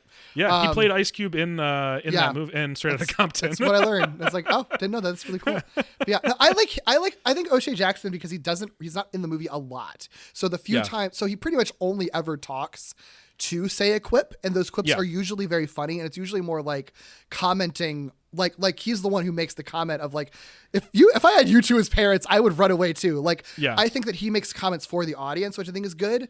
And Bradley Whitford makes these sort of like, this is a crazy situation, what's happening types of comments. Thomas Middleditch just makes bad improv jokes. Yeah, is bad really jokes. All it is. Yeah, so. Yeah, totally. Yeah. I do love that. Maybe this is part of the reason why O'Shea Jackson Jr.'s role doesn't bother me as much as Middleditch's, but like, I love that O'Shea Jackson Jr. and Anthony Ramos and all of the like monarch military people are just everywhere. They're just everywhere. Anytime something's happening, anytime there's action, they're just there. Yeah. And it cracks me up. Like it doesn't matter. It doesn't need to make sense. They just are places. They are just saving people. They are just shooting stuff. And like, I think they use them well. Yeah. Cause they I think they do too, but it's just like, they're just anywhere. And it like works because they're not trying to make it make any more sense than just what they're doing in that moment. Yeah. And I think they don't, even the ones that are on the Argo ship, for a lot of the times, like the Colonel Aisha Hines plays the main sort of Colonel military lady that's on the ship. Yeah, she's a lead on like 911 right now. She's a big TV actor apparently. Oh, I didn't know that. Yeah. She's also Harriet Tubman on the Underground show. Oh my God. She's done a shit ton of stuff. Yeah, she's a big TV actor. She doesn't have much of a role in this, but like she's kind of the representative of the military in this, and she's like not like annoying. Like I think I like her role. She is just there to sort of provide the military perspective most of the time. Yeah. Well, and one thing that I think helped, there's two things that I think kind of make some of this stuff work better in this movie than it might have in the 2014 one. One, the military is explicitly like Monarch's military, right? There is a separate military. They are not the U.S. military. Exactly. So they are this sort of like sci-fi military kind of, even though that they serve a similar role to what military. They are like sort of the elevated sci-fi military that would be in a Toho movie, like that's kind of who they are. But also they're so baked into what this, like how this lore is now building, that a lot of the things that would bother me in the 2014 movie that is trying to feel grounded and is trying to feel like our world doesn't bother me as much in this one, because this movie makes it so clear that this world is not our world. And I think the fact that they go so hard on it not being our world makes them allowed to say some of the things Serizawa says, makes the military sort of not feel as like gross as they did in the 2014 one. And so a lot of that stuff just like feels much more fictional or much more sci-fi. So I don't know. Yeah, she never bothered me either. Also, Aisha Hines, just one of so many beautiful bald women in this movie. I just want to point out there are so many stunning bald women in this movie. I don't know why. I don't know why I was noticing it, but there are several. And I appreciate this movie for that. Yeah, and like Millie Bobby Brown is like, often, because of Stranger Things too, often. So yeah, that's really fascinating. I didn't think about that. We mentioned Bradley Whitford. I mean, he's great. I love him in most things. The only thing that I have to say about him is that apparently they were like, yeah, we based his character because his name is Dr. Rick Stanton, and they like based him on Rick from Rick and Morty, apparently, which I find annoying. I'm That's like, weird. Why? And also, I don't really see it other than he's a guy with white hair that like has high energy. I don't know. That was a weird thing to learn, and maybe like him less. I don't get it, and I don't. If that was their goal, I don't think they succeeded. I think he turns out a lot better than that. Yeah, he's just doing his West Wing Bradley Whitford thing. He's just cracking remarks and being kind of sarcastic and high energy. Like, but it all works. One thing that I think is really great about it is it all feels in universe. It doesn't feel like none of it really feels like a wink at the camera. He feels like he's speaking to the people in the scene. Yeah, I agree. But yeah, nothing else to say about him. He's just part of the ensemble. Nope, he's just good. This is so fucking interesting. So Zhang Zui, she is two characters in this. She sure is. She is Dr. Eileen Chen and Dr. Ling Chen. So if you don't know, she's a Chinese actress who gained international fame from Crouching Tiger, Hidden Dragon. She's the lead in Memoirs of a Geisha. She is a hugely, insanely famous big get for this movie. Whoa, I didn't put that together at all. It's kind of wild that she's in this, to be honest. Yeah. But yeah, she's basically the Shobijin in this movie. Mm-hmm. How do you feel about how they use her and do that? I'm a little bit about it, but I'm curious what your thoughts are. Okay, just specifically her role in the movie, like before we even learn all that sort of stuff. Sure. I like her in this movie. She's like how a they use her. Right. She is there not because she's specifically like a biologist or somebody who is studying specifically what is happening. She is somebody who's like an academic about like world mythologies and like comes from a family that also like specifically seems to have it might be strong to say like pioneered, but sort of figured out that they could use world mythology to understand the Titans better. Like made the connection that like, oh, this is something that is actually kind of real. That I think is really cool for the movie. The Shobijin stuff, I don't feel like bad or annoyed about it. I mostly just sort of feel like, about it. Like, yeah, it feels like it. I'm not like offended by it. It just feels like purely in the realm of reference. Exactly. It's so. You know, just to lay it out, they have this character, they have just one Dr. Chen for a while, and then they kind of present it almost as a reveal, like, oh, she has a twin, and her twin is hanging out at the waterfall with Mothra's egg, and like, Asian women who were twins must be the Shobijin. And then they also reveal that she has like generations, like where like her parents and grandparents were also like had long line of twins, and they all were with Monarch. It was like 3 generations of twin women with Monarch, right? I think like that. I understand the concept there, and I guess they're trying to. I mean, I think Dougherty's even talked about it, that it's sort of like they just wanted to have some modernization of the idea of the Shobijin. They wanted them to be like real people instead of, you know, magical fairy priestesses, right. Which, like, you know, whatever. That's the vibe of the movie you're going for. So I appreciate that. I think what I don't like about it is that it is treated like a reveal. Well, but it's out. But the context for it is that, like, I always feel like references should be like these types of sort of inter-franchise references to like long running things. It should be something where if you are in on the reference, you get it and you enjoy it and you love it. Yes. If you are not in on the reference, you either don't notice it or it somehow makes sense in context. This the type of reference. This would make no sense to somebody who doesn't know about the Shobijin. This is the type of reference where it would just be so fucking confusing to anyone who is only watching these Godzilla movies in America, which I think is okay. Like, you should be allowed to only watch this set of the Monsterverse movies if you want to. Massive chunk That's the of majority the of audience. people, right? And so it's just sort of weird to do this. Unless, you know, so I think for me, it's sort of like you either build a reference in a way that like is either easy to miss if you don't get it, or actually, or you lean in on it and make it something that plays a role into the story.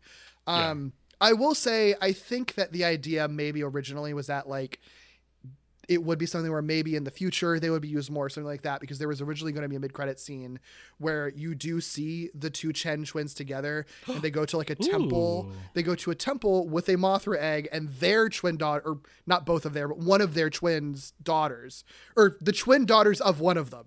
One of them had twin daughters. So there's the sisters in this movie, and then like child daughters are there who are also twins, and they're singing to the Mothra egg just like the Shobijin do Yeah. in the Mothra movies traditionally. And so it would be like more hammered in like, no, the Shobijin are real, and theoretically there's a future movie where there will be Shobijin and Mothra. I think is what they were going to do more of, but they didn't do that mid-credit scene, so instead it becomes this sort of orphaned reference that's like, yeah, isn't it funny that they're twins, kind of like the Shobijin? Like I guess so, but not really. It's weird because I don't even hate like sort of their vision for how to incorporate the Shobijin, especially because they explicitly tell you that there's this sort of legacy within Monarch and legacy specifically in the area of study, and that there is this sort of twins. I guess a lot of people would tell you that twins are some sort of supernatural thing, but like this movie isn't necessarily presenting them as a supernatural thing, but that it is an oddity at the very least. So like I appreciate the path they were going down, but I'm with you if you can't deliver on that, or if you can't fully flesh that out, you have to figure out how to fix it. because like, again, watch this with like fresh eyes and just be like, wait, she's a twin? Was that this? People, I feel like the first thing would be like, wait, was that the same? See her or something? Yeah, it's like, wait, did she go to? They would probably be like, wait, did she go to another location? Or they'd be like, was that the same lady? Or am I racist? Like, I don't know. Or like, and then she's like, is this a flashback or hair's different? Right? Why is her hair different? And then it'll be like, and then it's sort of like, I come from a long line of twins, and it's sort of like, what the fuck do you mean you come from about 3 generations of twins? What does that mean? Yeah, like, why? What? And then it's never commented on again. Like, it's got to be so fucking confusing if you're not in on the reference. And that kind of shit makes me so mad because it's like, then it's a bad reference, man. It is a bad reference. It only makes people confused, Yeah. Which is a bummer because I do like her character. I think she's great. I like her role in it. I love her acting. I think she's and she plays a lot of the emotionality of it and everything really well. Like when Serizawa, is going to die. Like, I think that she plays all that really well. She's a good actress, clearly. Mm-hmm. So yeah. It's just that aspect of it is just weird. Very, very weird. The last actor I had to get to, Charles Dance. Charles Dance always plays villains. He plays our villain, Alan Jonah. Oh, yeah. Shakespearean actor. He's known for Tywin Lannister on Game of Thrones, but he's also a villain in like every movie ever made, pretty much. This is just funny. Dance said in an interview when he saw the finished movie, he says, and I quote, "I had difficulty staying awake." And when they asked him about his experience making the movie, he said, and I quote, "The catering was sensational." Wow. I mean, I guess, like, to be fair, he's not in it very much. He's very known of just like telling it like it is, and I don't think it was said with hate. I think it's just more like it was just another job that I took. I got paid, and then I moved on with my life. I have many great roles. Think about your like Harrison Fords or your like people who end up like so many people are in MCU movies because they are the roles you can get. And they don't care about being in an MCU movie. Like, they were cast in a role, that feels very akin to that. Yeah, it's just funny. It's but also he like asking about the filming, he really isn't in the movie that much. No. Like as far as like screen time, he probably didn't have to be there that long. No, and I think that the role he plays is perfect. I actually think this is the case where like you cast Charles Dance because he is known as a villain. Everybody immediately recognizes is like that's the guy who plays a villain a lot. Yeah, and because he's a fake out villain, like he's supposed to just be like your sort of like you enter the movie seeing him like, oh, he's our bad guy. He's the one called an eco-terrorist. Yeah. Right. He's the eco-terrorist. He's the one who's like leading the charge and kidnapping a mother and child or whatever. And so I think that helps set up the twist later where it's sort of like, no, actually the mom was the villain all along. Here for it. Yeah. Really, and I think that's a good reason to cast someone who the audience is already going to immediately buy being the main villain of a movie because you don't really expect there to be a twist villain midway through from that. Sure. Yeah. A few fun cameos. Joe Morton shows up. I love Joe Morton. He's playing an older version of a character that was in Kong Skull Island for 2 seconds. Oh, yeah. That's all it is. So that's just kind of a fun thing. Brooks, Dr. Brooks, Hollowworth guy. Yeah. CCH Pounder, I love her. She plays a senator. Kevin Shinnick, who is like the showrunner of the first season of the 2017 Spider-Man cartoon, is a weatherman in this movie. Isn't that weird? Isn't that weird? I did not catch that at all. Isn't that fucking weird?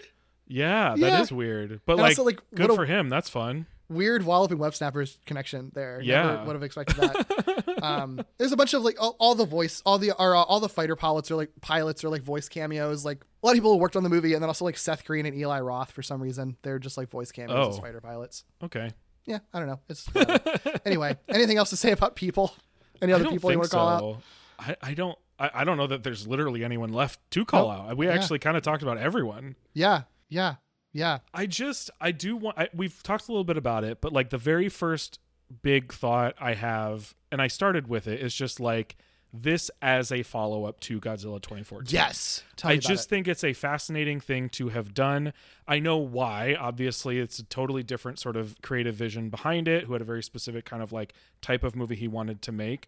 But I do think that watching the 2014 one, having a full discussion about it, having no idea how we got to the new empire, and just sort of being really frustrated by some of the choices that were made or some of the things they were forced to do in the 2014 one, and having that full conversation that you and I had, and then getting to watch this was such a like weirdly like it sounds so dramatic, but like healing experience from some of the really egregious problems of the 2014 one, you know, like not that it fixes that movie, but it's sort of like, oh, thank God somebody understood that like some of the stuff you did in that was like total bullshit. Like I love Godzilla King of the Monsters as therapy for the 2014 Godzilla movie. Well, because because it's a direct sequel, right? Sure, like they are in conversation with each other. And so it's hard not to think of the 2014 one when you are watching this one. And so for it to specifically veer I thought this was going to be a much more gradual situation. I thought there would be a gradient between 2014 and the new empire. And this really is just like an immediate shift. It's definitely a sequel, but they basically were just sort of like, you know what if we just decide this is kind of a different world and we build like a massive amount of lore for the world in this one movie that will kind of carry what we do moving forward. Yeah. Kind of leaving the 2014 movie behind. I mean, I think they really build a lot into the 5-year time skip and just being like, well, the world changed a lot in 5 years, you know, like, and it's like now Monarch has all this future tech that you didn't see before. And we're flying around in like underwater spaceships venturing into Hollow Earth and shit. And here's a sunken city of basically the kind of like the city of Mu, basically. Like I was going to say that's Mu, baby. Right? There's no way that's not Mu. Yeah. I don't know if they call it that at any point, but that's Mu. Isn't that why? Like, did you expect Mu to be coming up? Not one the bit. Concept of Mu to come up with this movie? No, but what's so funny is the moment I saw it, I was like, oh my God, Derek, your fucking like playlist of movies strikes again. That was an accident because I forgot that was part of this movie. Because that's brilliant, the way that it all played out. They really do just and also the credits and end credits are doing so much of that work, by the way, like to really sort of like set the stage and then also launch you into the next spot. That's so true. Yeah. And they do it effectively, I think. Yeah. This movie has a lot, you know, has to have a lot of exposition. There's literally like, you know, like courtroom and like basically like boardroom scenes essentially of just exposition. Yeah. But I think this movie moves so fast that it kind of works. Like it's wild how like when you watch the 2014 one and compare it to this one, how much happens just in the first like 15 minutes of this movie compared to like the first hour of the 2014 movie. It's bananas how fast this movie moves. Yeah. Well, I mean, that's part of the other fascinating thing about this as a follow-up, right? Like one of the things I loved so much about that original or that 2014 one was its willingness to like be a big budget American special effects movie and like sit in a moment and allow something to be quiet and allow something to take time. And I love that about that movie. This movie does not do that, but I also love that about this movie because this movie is specifically like trying to just be a different tone. Like it knows what it's doing. It knows what movie it is. Right. And so if it were trying to simultaneously be that and connect too much to the tone of the first one, it would feel like such a mess. It's so wild. It's so wild. All the stuff that it's funny, all the stuff that was so frustrating about that first one and like the military stuff and its unwillingness to say things, this movie does. And then the stuff that's like beautiful and like really sort of meticulously artistically shot and planned and considered, about that first one really just doesn't exist in this one at all. That sort of like consciousness of where the camera could possibly be. Right. Like almost all those camera angles, if not every single camera angle in that 2014, is something that you can envision in real space. Very like documentary style. Right. Of filming, Right. Yeah. The only time that it ever feels like much sort of like bigger outside is like there's like the one shot you see of the flare drop sort of like from like a wide angle, but even that's possible. This one does not give a shit about that at all. And I think it's really noticeable, and I don't think it's necessarily bad, but it's extremely noticeable when you have that 2014 movie in mind. It's like it was so hard for me not to like immediately be like, oh my God, this camera angle would never exist in the 2014 one. Yeah. And I say that like neutrally. It's not necessarily a bad thing. Right. It's just really, really clear. I think it's such a clear statement on this movie being about like, wouldn't it be cool to see giant monsters fight? Like, and that is the impetus for this movie. Like, and you don't get to see the fight as clearly if you can't put a camera in all three of the faces, like exactly. So they also do they do that thing that a lot of like disaster movies or movies like this would do, where they do the like, here's a shot and then we're going to suddenly zoom in so you can see them even closer and in more detail. And isn't that scary and cool? And they're right. It is, So it just really is fascinating to me how different this is as a follow-up, but how effective each one of them is at doing specific things. And not doing things the other one does that would be detrimental to their own. Like, I don't know. It's just a fascinating pair of movies. Oh yeah, for sure. I think too, like one of the things that, when you're talking about like, pushing in and like zooming in on the monsters and things like that at certain points, like I think the thing we talked about a lot in the first one was like facial expressions that they did with the monsters, and like I think they really nailed it in that first movie with Godzilla's facial expressions, but like the Mutos, it was hard because they were like alien looking bugs. Right. This movie, I do think they do a really good job with monster facial expressions. They just emote like people do. Like the motion capture is coming through very well in their facial expressions. And I think that really helps all of this too, with like, it's all like very well communicated what's happening with them. I mean, this movie very much takes the mascot monster approach as opposed to the like, big behemoth mountain we can't even see type approach. And so like they have to nail the facial expressions. Like you have to be able to relate to them and sort of see them as these like cool mascot wrestle monsters, Right. We're supposed to root for Godzilla when he shows up and for him to win. And, Rodan, we're supposed to hate him like a little shit when he has that evil smirk, My God. Okay. I will have more to say about the follow-up thing, but Rodan is such a little shit. It's so funny. I love it. Rodan is like such a little like ass kissing, like second in command, like little punk. Like, I think it's so striking that he is the first one to bow to both of them, and like so quickly too. Like it is just like, oh, this is my king. Yes, my king. Oh, now this is my king. Yes, my king. Like you are such a little punk ass bitch. Like it's so funny, but I love him. I love him. He's cool. Great. It's a fun, I think that's a fun role to put him in for this. Cause it allows the big good and big bad to be Godzilla and Ghidorah. And I've seen people interpret it like, obviously they're going for like mythological and biblical stuff in this. Godzilla is God, Ghidorah is Satan, Mothra is an angel, Rodan is a demon. Like, sure. I think that sort of, I think that all works. I think that all works. Yeah. I think it all makes a lot of sense. It all works. It's also like their little side. Well, I guess this is exactly what you're saying, but it's like they each have their little sidekick. Sidekicks. They each get their fight with their sidekick. Yeah. Mm-hmm. Yeah. It's smart. Yeah. So funny. The other thing, and I guess this does kind of play into the big monster fight of it all. A big thing that we talked about in the 2014 conversation as well was this idea that like what I thought was a misreading of that movie, in that like the human story, like the story is that the human story doesn't matter, which I just think was like a wrong interpretation. Yeah. And you said that some of that might be coming from, or you suspected some of it might be coming from like future Monsterverse movies. And so I wanted to revisit that and ask like, do you think this is one of those movies where some of that could have been coming from? I think specifically, I think specifically one of the things that we talked about in regards to that was people reading into the first one the idea of like it's a movie about how people can't affect nature and nature is just going to win out the end of the day, and that's not really what that movie is about.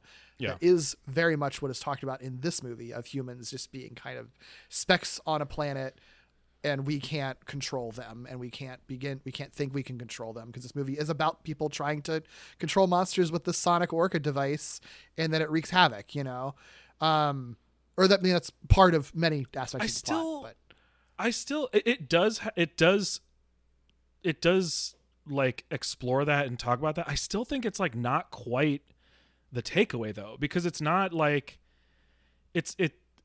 so much of the story is still a result of like human action, and also doesn't land in the place where like humans just have to be hands off either, because like they do kind of talk about like, and I don't, Kyle Chandler's character talks specifically about like Serizawa's kind of like let them fight thing, right? Because I think it's is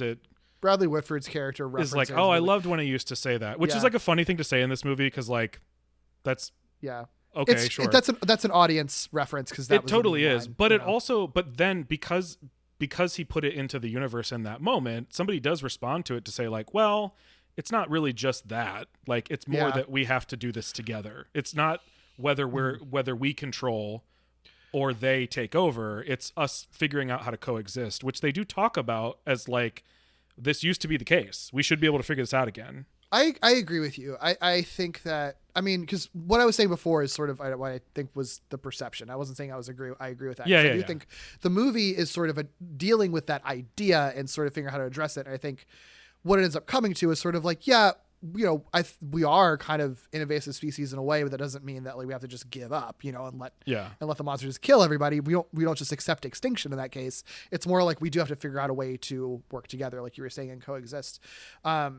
Because you do have like distinct sides represented by the divorced couple, right? You have the one that believes like the world will only be okay if we eradicate humanity, or most of humanity at least, and let the monsters do their thing for a while. And then the other one is like, no, actually we'll be fine if you eradicate the monsters themselves. Yeah, when the truth is both of them are wrong, and I do think the movie explicitly makes it true that both of them are wrong. Yeah, well, and I think that, because it's like the correct idea in this movie, I think what's proven correct in this movie is that like, the more humans keep doing their thing, the eventually monsters are going to eventually take over. Like, I do think that there's something really smart about Ghidorah being in ice in Antarctica or something, wherever he is, being on ice in Antarctica. And it's like, well, if climate change continues, eventually ice is going to melt, and he would have like emerged anyway. We just like sped up the process. That's such a good point. Oh my God. So like, I think that the implication is more like all of this stuff that we're seeing in this movie was eventually going to happen regardless, because of the path that we were already on. The events of the movie just sped up the process. And they do kind of like address that with her specifically. Like, I do think the movie makes it clear that like she's speeding up a process that she believed would have eventually happened anyway. Right. And so like, in that regard, what's proven correct is that like humans are a blight on the planet because they're causing this to happen, and the monsters are sort of the reaction to like, you're fucking up the planet, all of your actions are causing us to wake up, and we're going to kill all of you. And in that regard, it's sort of like, well, damn, I guess humans maybe should just like bend over and just like let nature take its course. But then as the movie goes along, its sort of counterpoint is like, or we can like feed Godzilla a bunch of nukes and wake him up and help him defeat the monsters, and like defeat the really bad monster, and he'll kind of control the other monsters, and we'll just kind of all chill together and maybe stop our, environmental impact stuff and let them chill and let us chill, and we'll be fine.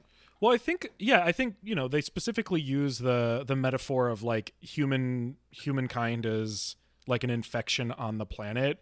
And I think where the movie lands is like, okay, if you have an infection in your arm, you don't have to cut off your arm. You can instead treat the infection. Yeah. I think that's kind of where it lands. Sure. And I think that's good, because as much as it feels correct sometimes to be like, man, if humans just didn't exist on the planet, maybe the planet would be fine. As easy as that is to think sometimes, I don't actually think that's a good way to think about like taking care of the Earth. And this isn't a nihilistic movie, so right. And so I'm glad that movie doesn't take that sort of approach. But the reason I asked was just not because I thought you thought that about these movies, but because you had more knowledge when we were talking about that, about where the movies would go. And so I just was curious to see if this is where some of that might have come from. Because I do still think it's probably just more of a misreading of what these movies are trying to say. I think that's fair. Yeah. Yeah. I agree with you. But the conversation is in these movies. I think the conversation of, are we simply ants on this planet of gods, is being directly addressed. Yeah. I just think the answer isn't yes we are. Right. or it doesn't end with that, at least. Yeah. Because you brought up Antarctica, do you know why is Monster Zero's outpost number 32? Is there significance to that? Oh, good question.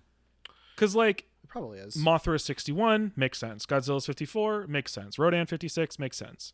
Anguirus probably would have been 55, you know? What people have speculated is that it's a 32, Outpost 32 is a reference to Outpost 31, which is the primary location of The Thing, the movie The Thing. Whoa, that's just a totally different reference and cool. Yeah, 32 is also half of 64, and Ghidorah's first movie was 1964. So I think people are just speculating. But yeah, guess what number wasn't used in the movie? 64. They could have just done that. Yeah, it is a little... but it's interesting. That's an odd choice. It's interesting. Yeah. I don't know. It didn't have to be anything. It could just be the three that are references, but there's such blatant references that it's hard not to ask the question. Like at a certain point, you start going on the number 23 path, where it's sort of like, well, if you add this number and this number and divide it by this number, then you get 32. But you know what's funny is like I was doing that in my head too, because I couldn't think of a reason. I was like, okay, 32. It has 3 heads. It has. Oh, I guess it has 2 tails. Actually, I'm realizing right now. But like that's just as much of a guess as Outpost 31. 3 heads and 2 tails. That's Ghidorah. 32. You know. So yeah, okay. So, but it's not clear, I guess, is the answer. Is no one specifically said it is 32 because. Not according to this list on Wikizilla. I don't know. You know, it would be there if the director said something. You know what I really fucking love? One of my favorite stupid things in this movie. It's so dramatic, you know, when we have Emma video calling Monarch, basically giving her like villain monologue.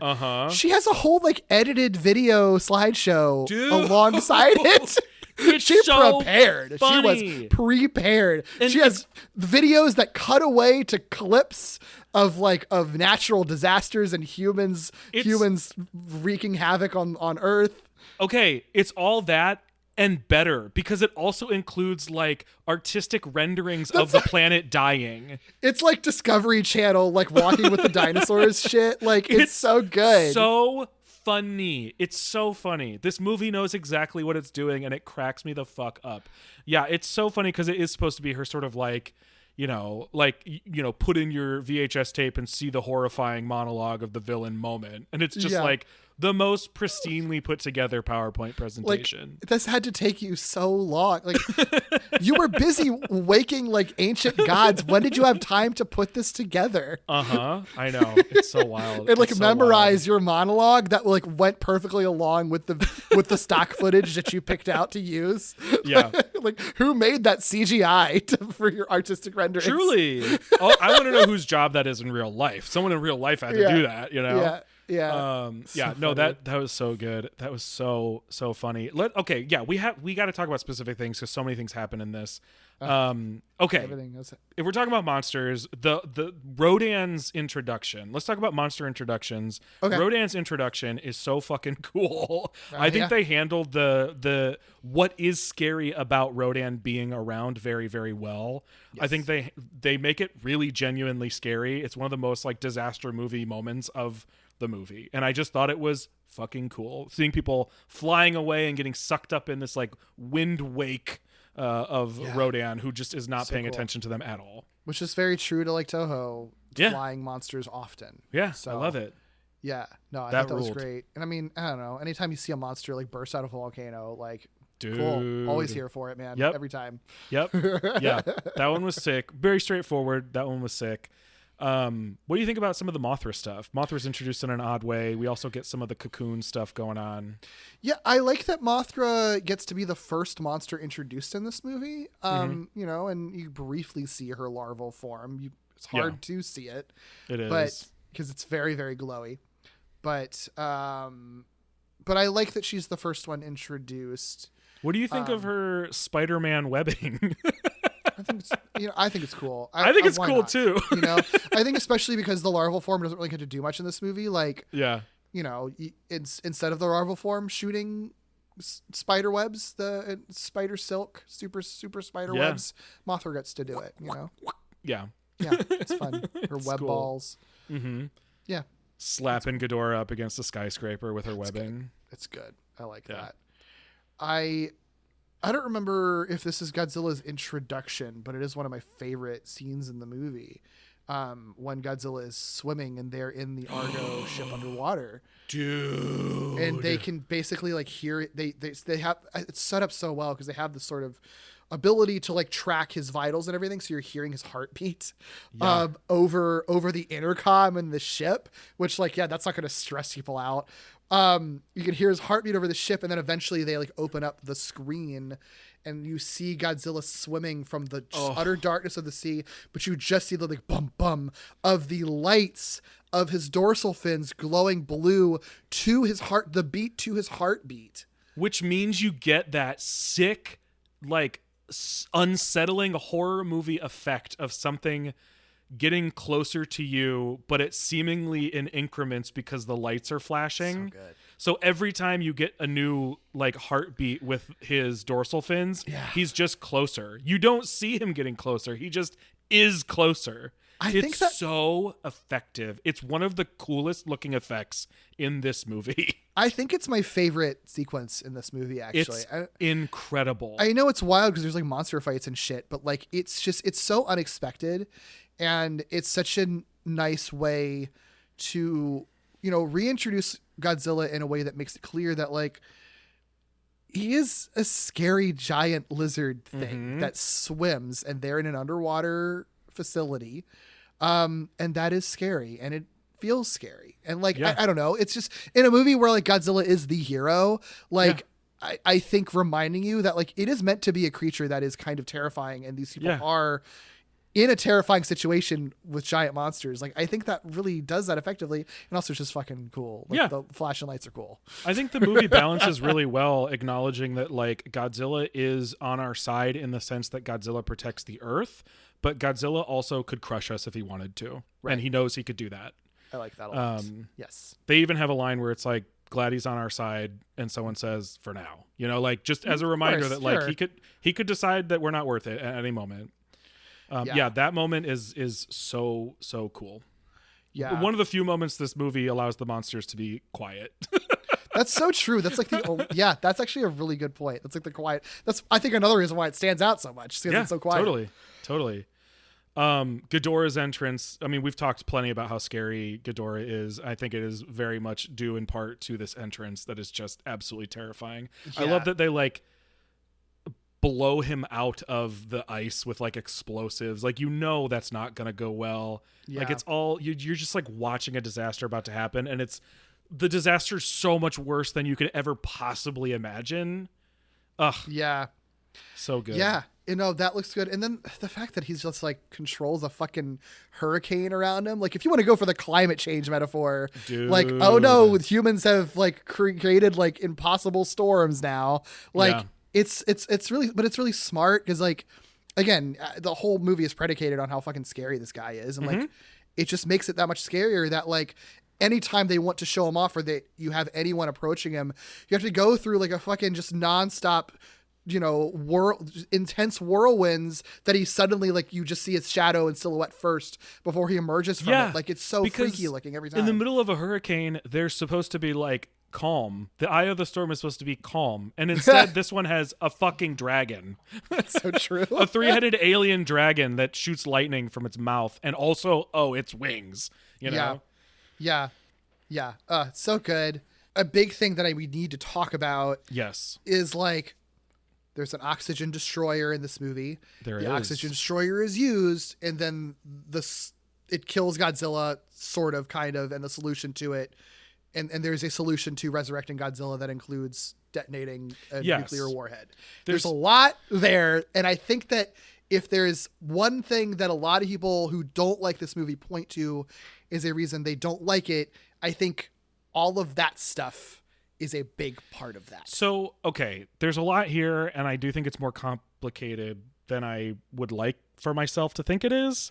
Yeah, I think so. First thing, though, that is kind of unrelated to it is I do love that this is how they figure out Ghidorah is an alien. I think that fucking rules. Oh my God, that's so true. That's when they figure it out. Oh, shit, we didn't kill Ghidorah? Why? Oh, because it doesn't rely on oxygen because it's a fucking alien. That's such a good point. That's so really funny. Good. So funny. Yeah.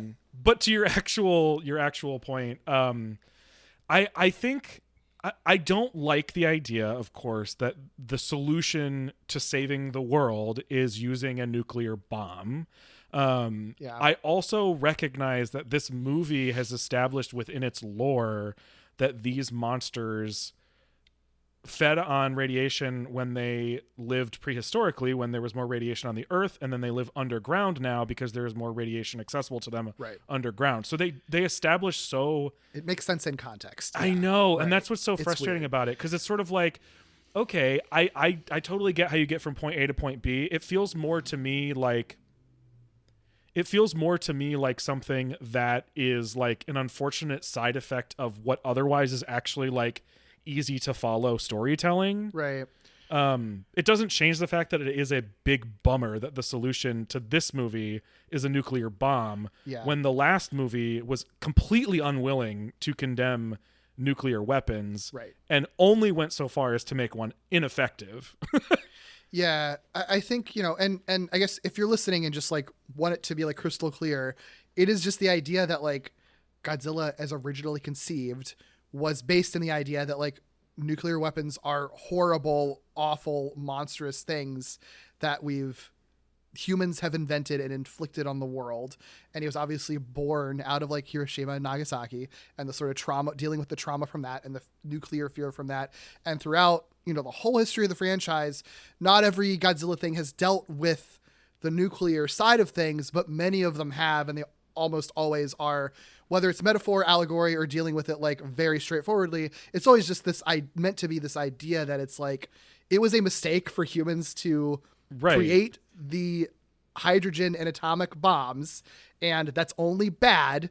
And Godzilla is meant to represent the fact that the consequence or representation of that, or a furthering of that. So it's like a complete 180. And 180 to be like, hey, let's set up a fucking nuclear bomb to make Godzilla super strong and make him go into super mode. Like, it feels like the and to turn him into one, kind of. Right. It feels like the worst kind of misread on something that was previously a very powerful and poignant and like culturally important metaphor, to like flip that on its head for this. Yeah. It feels like it just feels so strange and kind of weirdly mean-spirited in a way.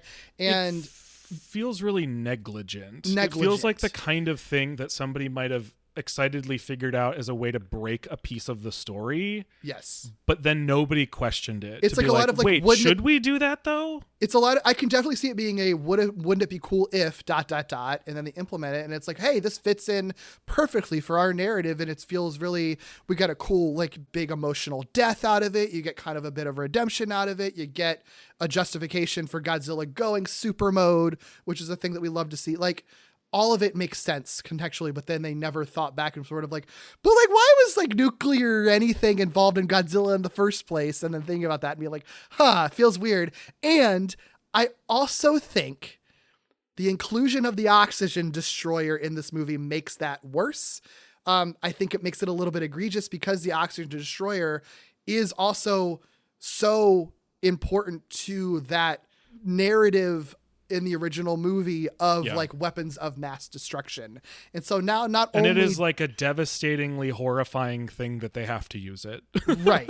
And it's so not like now, a cute thing you use to figure out that an alien is on your planet. Exactly. And so now not only do they have nuclear weapons, the thing that Godzilla was created to essentially like showcase the horror of, becoming just sort of like his power up. We also have the weapon that was meant to showcase how like these cycles of destruction and like weapons and how humans are obsessed with creating weapons of mass destruction. We have its representative of that also implemented and not really being that much of a problem. Like it's just kind of, it's a fun, the action story is just a fun reference in this movie, really is all it is. It is. It feels egregious when you have both of those things all kind of connected in that section of the narrative. It ends up being the unfortunate intersection of wanting to make like a cool superhero story where the answer is to power up harder with a property that was born out of something that was condemning powering up harder. Yeah. That's always going to be the thing that's weird and interesting and fascinating and sometimes frustrating about Godzilla as a franchise, is that like they did take something that was such a powerful metaphor, allegory, healing moment for a nation and a culture born out of absolute like catastrophe and devastation, just like a true national catastrophe, turned that into like a mascot franchise. Mm-hmm. Like, I mean, it is that's one never of the things... not going to be weird that happened. And like Japan did that. It's not like America's like fucking doing this, right? But like, if someone's allowed to, Japan is the one industry that should be allowed to. It almost feels like America should be like, America, you should be a little bit more sensitive about it. Like, maybe just like sort of shy away from that. I don't know. Yeah. And like, it's hard because I don't know. I don't get the impression that like there was uproarious anger in Japan about this. Like, I feel like a lot of the frustration seems to come a lot more from people like us who are in America, who sort of see that metaphor and feel like and connect with it and are kind of mad on their behalf. I don't know the extent of that. I don't know. Okay, let me reframe that though, because I don't know that it has to necessarily be interpreted as us being mad on their behalf. I think it's more us not taking accountability through a property that is specifically related to something we did. That our like country did. That's true. My frustration. I don't think it has to be. That's a good point. I never want to veer into like the white savior thing of sort of like, you know what I mean? I totally get it, and I think it's a good thing to be aware of. But I do think people do that with these movies where they're defensive. I think they're overly precious and defensive about the Japanese movies, not because they feel like the American movies are specifically doing something wrong, but more like, I can't believe you're doing this to the Japanese. Right, this is offensive to them. Yeah, and it's sort of like, I don't know, white guy in America, that's your place to be saying that. So I don't want to come from that position, but I think that's a good point. I think independently of Japan's reaction, whether they don't care at all or whether they think this absolutely sucks, I think we should feel a type of way about it because of America's role. Yeah, and our responsibility. If there was a country that was completely separate from the whole thing, that had feelings in a particular way, I might feel a little bit more inclined to be like, I don't know if you're the person to comment on this, but like, the United States was kind of a big part of that, kind of the big part of that. Yeah. No, I think that's a good point. I think it's actually a really good point. No matter what, it's still like, it's an odd choice to even veer into that in this movie as hard as they do. I think like, there's no way to not involve nuclear stuff because it makes sense. But I think again, that plus the oxygen destroyer and going at it so directly, it just feels like there was just zero thought put into how that would kind of read based on Godzilla's history. I think that's what it boils down to, is the like zero thought of how it would read, how it would be interpreted, the consequences of having that be part of the story. And what's a bummer about that is I think it's such an easy fix. I think there are so many easy ways to fix that, where you basically can still superpower Godzilla. You could even superpower Godzilla with radiation, and it doesn't have to be a nuclear explosion. Right. Like, I think, and I think you can even incorporate Serizawa feeling some type of way about it, and that would strengthen it too. So I don't even think they would have had to go very far, or consider very much to make it less egregious, and at least include some kind of accountability in there. Yeah. But I mean, that makes sense. I have a really hard time with the 2014 movie getting over some of the things that movie did or wasn't willing to do. This movie, because it feels so different from our world, I wasn't quite using the same metrics, which might be fair and might not be fair. I would not have I couldn't hold it against somebody being like, I can't get past that with this movie. I feel like the oxygen destroyer isn't, like you're saying, it's not like a cute, fun little plot device. Like Oxygen Destroyer isn't like a maser cannon or like the Super X2 or whatever. Like that has it had such a specific role and meaning in that first movie that like it just feels that part of it I think really set me over the edge, and just the domino effect of that to the nuclear warhead stuff. It's like, yeah, I don't know, man. Some things don't need to be a fun, silly little reference. Yeah. I will say, Derek, you've made it really hard for me to say it's very cool when Godzilla comes back up to Earth and is like on fire. But pretend that he powered up any other way. And that's cool as shit. Well, here's the thing. Ghidorah gets to power up a different way. That's why I say it would be so easy to figure out a way for, like, these scientists are all doing fake science anyway. It would have been so easy for them to fake science a supercharge. They could even make it about specifically not using nuclear bombs by somehow reworking. Like, they could have done something. Yeah, and also, and then he still could have come up and been like a big fucking scary on fire guy. And Mothra ends up like kind of supercharging herself too anyway with her like Mothra magic. Yeah. So like there's, I don't know. There are a couple beats that I think are redundant, and there's something there, I think. Yeah. There's some way that they could have revived him and then Mothra supercharged him. And I think there's a way to make that work better without the nuclear warhead detonation.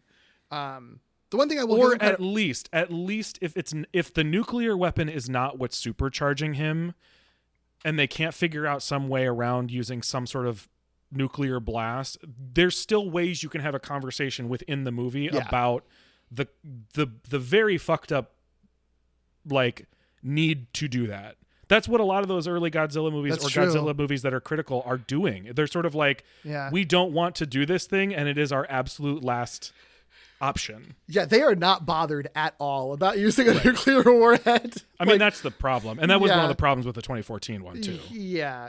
I think that's just like a really shitty lens that the United States is often going to present its entertainment through. But if you're a big fan of Godzilla as a franchise, as a fun monster fighting franchise, rather than like being a huge fan of the first movie as a horror movie and like a historical document, right? Like I can sort of see how you just kind of forget like why it was created in the first place, you know? So, and that's again, just the weird place Godzilla occupies as having turned into what it turned into as a franchise after that original first movie. And I could see someone, I do think it is carelessness, and I do think it is, you know, not having the consideration, but I could see someone easily making the point that like, it's almost sinister that this movie establishes so quickly that it's like just a big monster wrestling match, so that it kind of makes you not think about those things immediately, you know? Yeah. So, yeah. But the monster fights are fucking cool. Fucking cool. And also, Doug, you've been waiting for a red Godzilla for a long time, right? Isn't this the one that you've been thinking of the whole time? Oh yeah, this is absolutely totally the one I've been thinking about. Sure. Yep, this is the one. No, this is probably a reference to the one I still haven't seen yet. Yeah, it is. It's a reference to one you haven't seen intentionally. Yep. Yeah, if you're only here for the Monsterverse movies, I'm aware of a Godzilla that is like on fire or looks like it's on fire or something, and I have not yet been able to see that movie. So, I've been waiting. The supercharged like atomic pulse thing, effects wise, looks very, very cool. Obviously conflicted about it actually being sort of like the saving device. Sure. But like the effect of it is very cool. Also Ghidorah's charge up is so fucking cool. And this movie happened after, but only very shortly after Shin Godzilla. So this wasn't a reference or like inspired by the weird laser moment of Shin Godzilla. This is just completely independently, I'm assuming. I don't know. Ghidorah Shin Godzilla came out in 2016 while this was being developed. So if it is, that's awesome. If it's not, it's still awesome. When he like bites that power plant or whatever and then just shoots lightning in every fucking direction. Yeah. So cool. So cool. It truly is like it gets harder and harder to find those moments that we talk about with the very first, you know, atomic breath thing, where it's sort of like, oh, you're already fucking scary, and then you did this other thing that I didn't need you to do to be scarier because you were already scary, and now you're twice as scary. You know, it's like what Shin Godzilla is like almost entirely predicated on is like the increasing horror of it all. Yeah, for sure. And also I think that I mentioned Bear McCreary's like stuff earlier, but I've never said I never asked what our thoughts are on it, because I think that one of the things that makes all these monsters fights really good is that like I think remixing the Ifukube stuff is super fucking effective in this movie. Yes. I love his remix of the Godzilla theme. It's so fucking sick. It's so good because it's not trying to do anything. It's not making it like a dubstep remix or whatever. It's not doing something new. It's still the same music. It still sounds like the same music. It's just louder and has a little more instruments and it feels a little more Hollywood. Yeah. But it still feels like the same music, and it fucking I love it so much. It's so fucking good. Yeah, it's really good. I know every time you hear the ba ba ba ba ba is so good. It's so good. It's so hard. Yeah. Also managed to incorporate the Mothra. I'm just saying the Mothra song. I know it has a name. It's the Mothra song. It's fine. Yeah. Every time I heard that, I was tickled as well. It's less. That one is less incorporated into actual fights because it's Mothra, but it's good stuff. Yeah, I think it does a great job. Yeah, and of course she dies and gives her energy to Godzilla magically like she's wont to do and things. Yeah, she does. I think it looks bad, but she does. That is as far as the like not important complaints I have about this movie, that's just going to continue to be the one is like they do so much special effects stuff. A lot of it works, but because they're doing so much of it, and I'm sure they were on a deadline, some of it just really does not look good, and that is one of the moments where I'm like, what am I supposed to be seeing? I know what's happening because I know what Mothra is, but yeah, that is fair. Did you stay through the post-credit scene? I did. There's a lot going on in the credits and the post-credit scene where I'm sort of like, people who really love when I make predictions are going to be mad that I watched all the credits and the post-credit scene. No, I think that's fine. Because it's available material to me. Right. No, I think that's fine because that's what everyone was working with at the time. And also, like, I will say, like, this isn't meant to like guide you any one way or another, but like credits and post-credit shit, you never know what actually is going to fully be followed up. Like, how many Marvel movies have you seen where the post-credit sequence doesn't actually really go anywhere? You know what I mean? Like, have they followed up on that fucking Harry Styles? Oh my god, and Patton Oswalt. Yeah, Christ. I don't think they've done anything with that yet, have they? So like, who fucking knows if any of this shit is ever going to come up again, you know? Right. It does give me like an extremely clear prediction though when we get there. Right. Speaking of credits, I do like that Godzilla, Mothra, Rodan, and Ghidorah are credited as himself or herself initially. And then hell yeah. Credit the motion capture actors. That's the best way to do it. Do both. It's good. You know? Do both. Yeah. Anything else you wanted to bring up or talk about with this one? I think I got to most things that would matter. I mean, we talked about Moo. I don't know if they never call it Moo, I'm calling it Moo. Sure. And I think it's just so clear because they show, I mean, they even have a line where it's like, it looks Egyptian or Roman or, and then you see like all different kinds of ships and all different kinds of things. So that's 100% it. I really like Millie Bobby Brown's delivery of "You're a monster" to her mother. That's really good. It's really, really good. I like it. And I know you've seen, the last Monsterverse movie, so there's like Hollow Earth stuff in it. Yes. And they do reference that in this movie, which I think is interesting that they go that they don't even reference it. I think they make it an integral part of this world. Yeah. Sure. Even though it's not focused on a whole lot, they specifically reference a character from Skull Island. They specifically make it clear that like one of the reasons it's hard to track Godzilla is because he travels through subterranean caverns that they are not aware of at that point. And they specifically end up reaching Mu basically, right? Because there is more down there than they thought was possible. Mm-hmm. So I think it would be really hard to walk away from this movie and not expect that to be a big part. I think it would be hard to make another movie and not have that be a big part without just completely pretending you never said it. Right. Anything else? No, I think that's it. I got to stop talking about this movie eventually. I know. Oh my God, this is running so long. Yeah. There's also like, this is one, it is truly like, I know when Lauren was on last time, like she mentioned there's like just fan service movies, and this is definitely like one of them. Sure. Because it's coming from a fan, and like there are so many lists of just like random things in this movie. Like there's like a boat that's like called the Calico in this movie, and the Calico is the name of the boat from the 70s Godzilla cartoon. Like shit Makes like sense. that all over this fucking movie. Obviously not our job to go through all of those, but Right.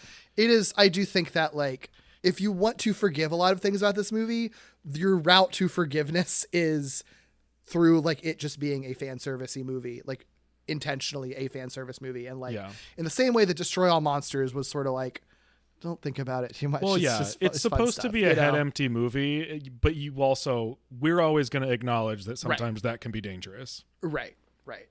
I got problems with it, but I can't say I'm not hooting and hollering at the end of that movie when Godzilla's roaring and all the other monsters are bowing at him and he's shooting his fucking atomic breath at the sky and shit. Like all that stuff hits every time.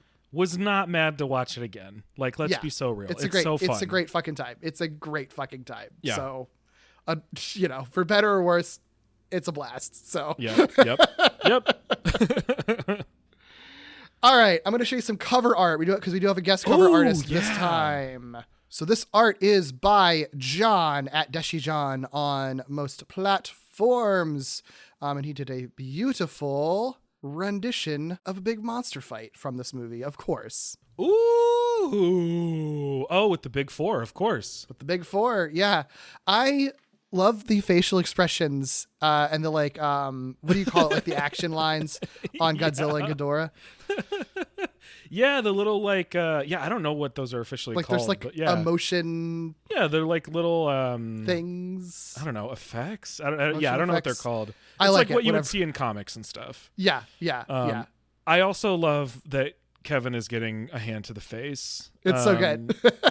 And also maybe biting Godzilla's thumb, which is oh my god, I think he totally is. That's so funny. Oh, this is good. Also, dude, I love the way that you drew Rodan. I just have to point that out. You made Rodan look really, really good, considering Rodan was very hard to see in this movie. Yeah. No, it's good, and I love the lightning and the lighting effects in this one too. Yeah. Oh, the lighting's so good. I love these colors. I'm gonna gush about this when it's posted. Yeah, no, it's good. If you want to see it, you can obviously see it on your podcast app, but if you want to see it big and blown up and without any text on it, go to glitterjaw.com. On our Screenonk page, there is a cover art gallery, and you can, click on it and blow it up and make it big if you want to zoom in and see all the detail, because there's lots of detail in this one. So definitely check that out if you want to get a good look at it, and also on our social media as well. Yeah. We got predictions, right? Okay. So for the Monsterverse movies, again, we know you sort of know where this goes by the time of 2024. Yeah. But you got one more movie between now and then. Yes. And actually, I'll ask you first before I even ask you the prediction question, like tone-wise, like, does this feel like this movie's tone was what you were expecting it to be, knowing that there was a trajectory? It feels further in the direction I knew it was going than I thought it would. There is less of a gradient between 2014 and 2024 than I expected. Sure. It kind of just immediately kind of turns just goes batshit tone. Yeah. Well, then what do you think will be kind of tonally the next movie? Do you think it's going to be very close to this one, or do you think it's going to pivot in one direction or another? How do you feel? I think it's going to be probably very close to this one. Because I figured that Godzilla vs. Kong would be the movie where it fully pivots, because it's like, here is our headline fight, Yeah. Yep. Okay. There's a lot of monsters in this movie. I know some of them don't have names, or you don't remember the names of them, but out of every monster in this movie, which do you think you will see in either the next movie or just a future Monsterverse movie in general? Okay, future Monsterverse movies. I have there's so many like things I have to admit to knowing, because it's hard not to with the Monsterverse. Yeah. And I've seen one, right? So I know that Mothra will show up again. I still don't actually know if Rodan will or not. This did not offer me any clarity on that one. Yeah. Ghidorah, there's a head out there. It's a dead head, but there is a head out there. Dead head. Yeah. The thing is, I know that the credits probably offer a lot of, or the end credits probably offer a lot of insight into what we're supposed to expect, whether it goes there or not. So I know that Skull Island will be a big part of that. Skull Island has its own monsters. I expect we'll see those. But there was also a headline in those end credits that like Skull Island, for some reason, is like drawing in new Titans, or there are Titans that are like going to Skull Island. So I wouldn't be surprised if we saw like our Behemoth or our Scylla again. You know, like Nice. they didn't get featured very much in this one, but they have full designs and names in the end credits. So and they get news stories in the end credits. So I'm guessing we'll see those two. Nice. I don't think we'll see Mothra until maybe the New Empire. I don't know why we would necessarily need her in the next one, but I'll always take her. Sure. Of the humans, which do you think will return, if any? Okay, this is where I actually have to be very transparent because no. I don't know how much this means, but I did see that Kyle Chandler is credited in the next one. Okay. I don't know if that means he's a featured character in it or if there's just like an appearance of him from this movie. Right. But I know that I will likely see his face in some way, shape, or form. Okay. If he is a main character in the next one, I actually don't know if Millie Bobby Brown did more than one of these. But She's busy with Stranger Things like during this time, so who knows if she'd be able to come back for it. I have no clue. But if it's gonna go, if they're going to Skull Island, I doubt she's coming with them. So I could see a world where Kyle Chandler is the only one of the family that ends up in the movie. If the other two are in it, I could see that being like a very short thing where it's like a video or something. Yeah. So him, I would expect Brooks to be in this if they're going back to Skull Island. I don't know that there's any. There's probably maybe the military lady. I don't know. You know, I don't think there are characters that necessarily have to. It would be cool to see Bradley Whitford again. I think that would be nice. Because I know that Skull Island, the movie, takes place way too long ago for them to use that comic relief guy. So they need a comic relief guy. There you go. So it'd be nice to see that. Nice. No Sally Hawkins and Sarah Zawa aren't coming back. So Yeah. Well, yeah. Unless they're resurrected, you know. But yeah, I guess ultimately I don't think there are that many options. I think it even if I didn't know that Kyle Chandler was credited in the next one, I think he would be the most likely option anyway. Gotcha. Maybe Cool. also Vera Farmiga, but Well, she's dead. That's right. I actually, you know what's funny is the first time I watched it, I was like kind of frustrated. I was like, we don't need to do the thing where she sacrifices herself for redemption or whatever. Like she can just live. That's fine. And then I was like, oh, she's not going to die actually. Oh wait, no, she is going to die. Like it played with me so much that I actually did kind of forget she ultimately died. Really, and you don't see it. You don't visually show her dying. I mean, like there's like a fucking nuclear detonation where she was. Yeah, so obviously she's that's dead. right. But you don't okay, really no, see that's a good reminder. Then I do think it's easy to forget it though, because like I like that she gets that one where she's like, "Long live the king," which I think fucks so hard. Oh yeah, no, that part's amazing. But then you got the big monster. But then again, for one, you don't see her visually dying, and then you get all the fucking monster madness after that. So you kind of forget that she died. I think. I mean, because she dies just in the atomic pulse, basically. Right. You're just like, oh, she's dead because she couldn't survive that. But no, that's a good point. Then yeah, I don't even know that Millie Bobby Brown will show up. I think Kyle Chandler's really like the only one. Got it. And Brooks that I would put any money on. Cool. I just feel like we have to talk about the end credits scene. Oh yeah, absolutely. Because if it doesn't go anywhere, that's totally fine. But if it does go somewhere, we have a stray King Ghidorah head that our villain purchases. And again, in the sake of transparency, I know there's a Mechagodzilla in the Monsterverse. This is a thing I know about the Monsterverse. And they have created a Mechagodzilla from a Ghidorah before. So I feel like we have to address the Ghidorah head in the room. Well, what do you think's going to happen? Then? I think if that scene is supposed to be anything, I think that the next movie is about Kong and Godzilla meeting and not liking each other and fighting a whole bunch, and then Mechagodzilla enters the scene and they have to team up, reluctant buddies and defeat Mechagodzilla because to defeat like a greater evil enemy of my enemy. Because this is this guy's next opportunity, or this guy's organization's next opportunity to destroy the world or whatever. Sure. I feel like it kind of writes itself, so it would be nice to be wrong. Yeah. No, I feel you. But it would be kind of a cool reference to one of the Toho movies. The next movie then we are doing is 1969's All Monsters Attack. Nice. We're doing that episode on July 27th.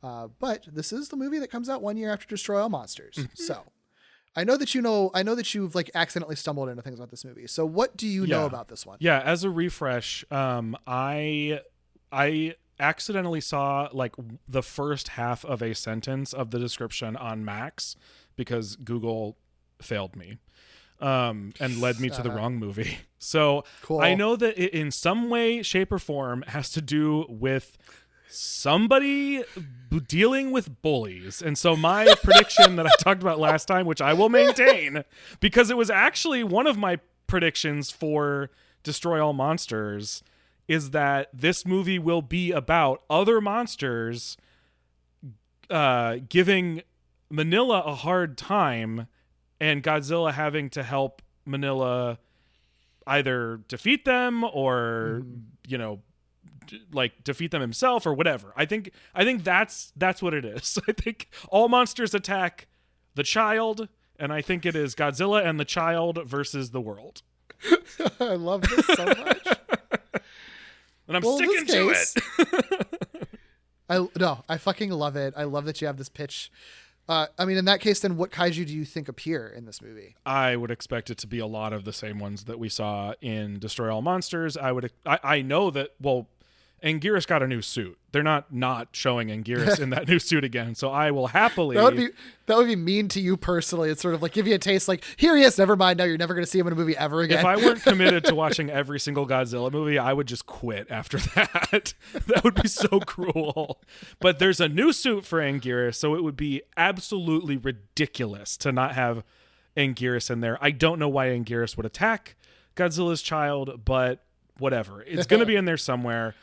We didn't see, well, we saw larval Mothra. So just for shits, I'm going to throw in actual like Mothra because I want to see it. We're manifesting. But I would expect to see a lot of the same ones. We're not seeing Varen. It's not worth it. We could see Manda again. We could see, it would be really funny to see Gorosaurus again because I thought it was funny the first time. Kumanga has already sort of got a history with trying to eat Godzilla's children, so I wouldn't be surprised if we saw that one again. But I mean, generally, I think it's going to be most of the same crew, minus probably like Varen, and maybe minus Mothra larva. Gotcha. Royal Rumble featuring everyone against Manila. I love that. My last question was just going to be guesses on the plot, but I feel like you've already kind of. I have a whole vision. I'll be writing a fanfic if I'm wrong. Yeah, if that's not the movie, then I think you need to write the movie because you kind of have it all fully shaped out. Yeah. We'll be doing that on the 27th. But for now, if you'd like to find other queer creators to talk about media, check out the Glitterjaw Queer Podcast Collective at glitterjaw.com. Follow us on Blue Sky at Glitterjaw and Instagram at GlitterjawPods. But Doug, hi. People want to find you and everything you're doing. Where's the best place to do that? You can find me all over the place at Ikkybooley, ICKYBOOLEY. You can listen to me on a bunch of other podcasts too. I do a weekly one with Derek called Walloping Web Snappers, where we deep dive into every Spider-Man cartoon ever made. We also do one called Falling with Style, where we recently talked about the new movie Elio. We also did a follow-up episode to Elio after an expose about the production of Elio. We did a mini-series in that too that is really joyous and wonderful, so check that out. And I also do a podcast called Novel Gaming with my friend Katie, where we catch up on all the books, video games, and sometimes other media we've been enjoying lately. What about you, Derek? Sure, you can find me most places at Derek B. Gale. In addition to what Doug mentioned, I have a couple other podcasts on Glitterjaw. I have Gimmicks, where we look at high concept and experimental and structure breaking episodes of television, and also Lee Carvalho's Potting Challenge, where we look at the Simpsons tie-in video games, as well as Simpsons history and pop culture history and video game history. Check out our Patreon at patreon.com/wallopingwebsnappers. That's, of course, the name of our Spider-Man podcast, but that Patreon supports everything that Doug and I do together, and we do occasionally have some Screonk bonus episodes with Godzilla-adjacent things there. Check out our Discord. We have a link to that in the show notes. There's a channel for Screonk if you want to chat with us specifically about this show or Godzilla stuff. You can email us at screonkpodcast@gmail.com and rate, review, subscribe on all your podcast platforms. And, of course, join us again on July 27th for 1969's All Monsters Attack. Woo, see you then. Oh no! They say he's